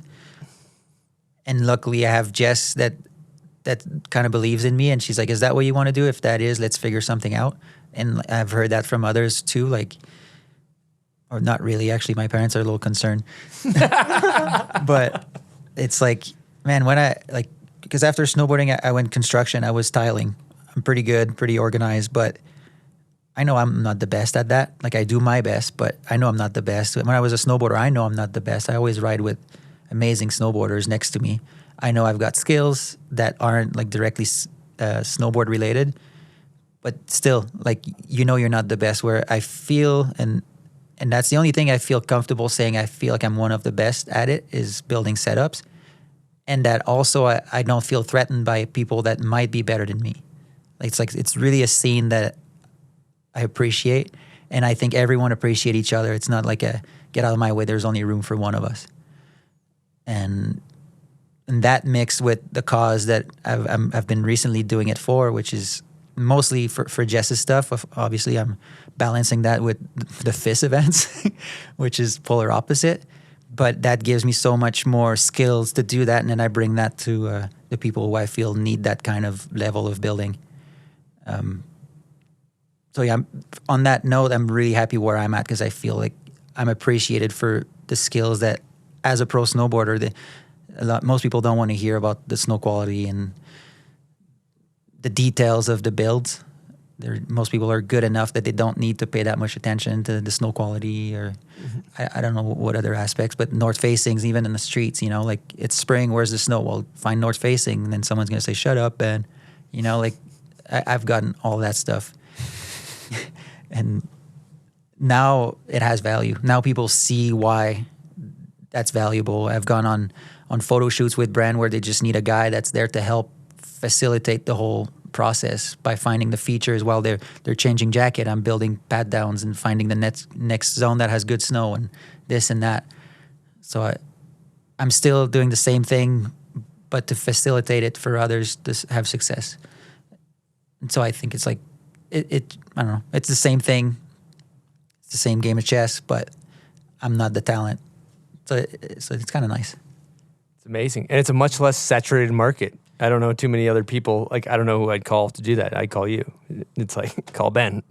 I think another interesting topic too is, you know, you love working with your hands and welding and building things, and it's greatly rewarding in that way. What do you feel like some of the rewards are, like when you step back and build stuff? Can you elaborate on that feeling maybe? Like as I'm building, or as I look back? Maybe when you're done and you take a step and you look back at it. Or as you're building, or whatever. I mean, as I'm building, often I'm in the flow state. Yep. And that's the fun part. Sometimes you get tired and you're no longer in it, but that's the best part is when you're just doing it. You don't even look at time. You don't even get hungry. That's the best. And I think people get that in different activities. Now, that's something I get sometimes when I'm working. I'm like, this is the best. But as far as the final product, when I did trade school, one of our teachers said, everything you do is your signature. Like when you finish something, just remember that someone else is going to see that not knowing you, and they'll see that as your identity to a degree. I don't know if that makes sense. And first, I know that there's good and bad in that, but it really stuck with me as like, just be proud of what you're doing, because everything that you leave behind that you've made kind of has an impact on how people think of you. So when you're building something concrete, that's not just a video part that disappears in the cloud. Hopefully the rails at Woodward kind of remain, you know, and someone will say, hey, who built that? Oh, it was that guy that came from that one year, you know. So hopefully they still appreciate it then. That's so cool. I love it. I think about like also too, even with the rake, like in like Zen culture, they like go to the garden and drag a fucking rake around, and it's like highly soothing. It's like pulling a rake back. We all get it. It's kind of crazy. And another thing too is, you know how much time we spend on building big landings when we're all like jumping off roof or whatever, building big setups for one guy to get one clip. And then after working at like being in the community at Seymour, and we make those events, whether it's the big salmon or building side hits, big quarter pipes at the end of the season, you put the same amount of work, and then there's like hundreds of people writing it. And they will talk about that event for the next few years, where like one landing of Nick Sauvé might get mentioned once again, you know? And that I started shifting my priorities and thinking, man, we need to kind of get that same energy. If every pro snowboarder spent one day of the year building a setup for the community, imagine how sick all the parks would be. But instead, it's like, let's go one day, build a jump, come back tomorrow, bomb hole the shit out of it, tear down the jump because we don't want anyone else to hit it. Like, are you really for the community, you know? So, and there's nothing wrong with that, but I'm just thinking like bigger picture, if we shifted our energy in what we see as being a professional snowboarder or involved in the industry or community, there's different ways we could put our energy and time. And it could be for the best, potentially. I know for me, it's much more rewarding. Yesterday, we had a sick event at Brighton where everyone just got together, like not randomly. It was a bit organized, but very loose program, and it ended up being everyone's favorite day, and aside from those who wrote the Uninvited Invitational. But you know what I mean? It's like, it was the best. Everyone was invited, everyone built, and everyone enjoyed it. Looked awesome. Wow, that was beautiful words right there. I love that.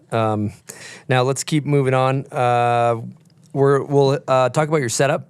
We always ask about setups. You want to describe how you set your board up? Look, I mean, you've been riding it for a while, but how do you set it up? Yeah, I don't know if the stances remain the same the whole time because I get lost. It changes. But I think it's like roughly 15 degrees and roughly 12 in the back, but it varies it never goes past 15 in the front. Don't get it twisted. But I think I'm at 21 3/4 or 22, maybe 20, a little bit, I don't know, a little in that range. Usually set back 3/4 to an inch. But again, that varies because I get lost again. Bindings are the ultras. I really like the big bushings. I thought this was just a gimmick. And I'm being honest here. And I put my feet in and I was like, whoa, this is better than my sandals, you know? And which is weird because you're still wearing boots. So I like those things. It's called, the board is the DWD billboard now. Used to have my name on it. Kind of gave that up. But it's the same board. And you opted to not have a pro model. Like you were offered a pro model and you said you don't want one. Yeah, I think Geno was just like, yeah, like as usual, let's keep going. And I think I had slowly lost interest in, not lost interest, but like it was no longer magical to do it. It was becoming more of a headache. Like the way I saw it being, like I was saying earlier, it needs to have a strong message, very clear, this and that. It was becoming very hard to translate onto boards. Yep.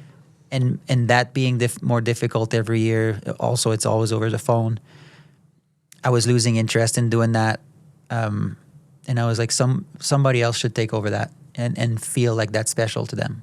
Yeah, one thing that's really cool about that board now is every year it's done by different artists. It's just like to showcase different artists in the snowboard community. Like Jason Brown did the first one. And then I think her name's Emily Hamilton. She did the second one. She's a sick snowboarder out of Canada. Revelstoke. Yeah. Basically runs the shop at Society Board Shop there. Yeah, she's dope. Good friend. So anyways, like I just thought, man, if I'm not more excited than this, it should be someone else's business. Good point. I love that. Respect. Cool. That's amazing. And then what's next for Ben Bilocq? Well, I'm just going to keep shoveling. We're probably going to build some more quarter pipes and stuff in the next few days. There's only a few weeks left of snowboarding this year. Hopefully do something very similar next year, more builds. I love shaping snow every time we do a project. We learn so much. And try to bring as much of that experience to the Uninvited Invitational or anything else community related. I think, to me, that's where the evolution of what we do should go towards. Mm-hmm. And I want to just add to that, because you're not going to say it, but like even at Red Bull Heavy Metal 3 years ago in Duluth, you were grabbing a shovel and filling in the landing after every time people hit the gap. And so I think that goes for anybody that's hosting an event, whether it's like a rail jam or, you know, if you want somebody to make sure that the course, so to speak, is up to par, just hit up Ben, because you are going to make sure that it's right for the riders. Yeah, it's like a good and a bad, because early on when we got there, I was standing on the lip, because I think we all noticed that the lip was pretty big on that king rail. Yep. I was standing there just losing my mind. I was like, my head was just exploding with like, this doesn't make sense. And Jess was holding me. She's like, don't make a scene, Ben. Don't let it go. And I just, like after 15 minutes of checking out like who's leading what and what's going on, found a shovel, kind of started to get involved and just ended up kind of. Yeah, the crew was like listening to you like halfway through the event on what needed to be done from what I saw then. It was pretty sick. And that was super fun. Like I just can't help it. So that's why some people don't like it, because I get kind of like and if I see that there's a lack of leadership, I kind of take it. Not everyone appreciates. Well, the riders wouldn't have been able to land on the damn gap if you hadn't been filling it in too. That's the thing. It's like 15 people in a row going on it, landing in a hole. The one spot I forgot to put snow, she got badly hurt, and I still think of it. So that's, yeah, it was kind of, I was just like, this has to be fixed. Like, it's very, very dangerous. Yeah. That's amazing. You saved like Zeb's knees too when he was trying to ollie the set. Like when that person did get hurt, you were like shoveling around them to like build that landing as fast as possible. But yeah. Well, that's just what we do in the streets. So I was doing the same thing. Like we only have so many seconds between tries. Oh yeah. You just do it. I've had Benoit on the landing for me. It's great. You're going to get a land. All right, Benoit. Lastly, do you want to throw out any thank yous before we wrap this thing up? I mean, I have to thank Jess, because I wouldn't even be here. Thank Jeff for letting me always have a place and making sure I'm busy when I'm here. Yeah. Doing cool stuff. And everything else is, honestly, everyone that, like, whether it's Justin, that first, you know, like way back at Videograss, he'd always be like, stay at our house. That's very unusual, you know, that people would just let you in like that. And everyone that, since I don't have financial support, that were willing to pay for my meals, pay for my flights, I think that has meant a whole lot more to me than the other stuff, or got me further, you know. And I guess that's cheesy, but my parents, for never asking me, are you sure you're making the right moves? Like, in reality, I made a joke earlier, but they never questioned me. And I think that went a long way. That's why I'm here. That's that. Beautiful. All right, fellas. What a great show. Holtz, did you have fun? Yeah. Sounded like there was a question mark at the end of that statement. Yeah, it was. I wish. I want to. I don't think I'm meant out for this. Is a lot of talking. I'm not the biggest yapper. I'm more of like an entertainer, if that makes sense. Like socializing, I just hit walls. But luckily, it's Ben, so it was easy to follow along. You did great. Thanks for coming on the show today, Jeff. Thanks for having me, Chris. Benoit, thank you for coming and sharing your story. Thank you so much. Appreciate it. It's been a pleasure. Silk D. It's been an honor. Thanks for coming, guys. Everybody that tunes in, all of our sponsors that make this show happen, all of our Patreon members, everyone that listens, anyone that supports the Bomb Hole, the whole snowboard community, we appreciate you guys. We got another episode coming at you next Wednesday. Thanks, guys. Over and out from the Bomb Hole. Woo! Yeah, Benoit. Yeah, Ben.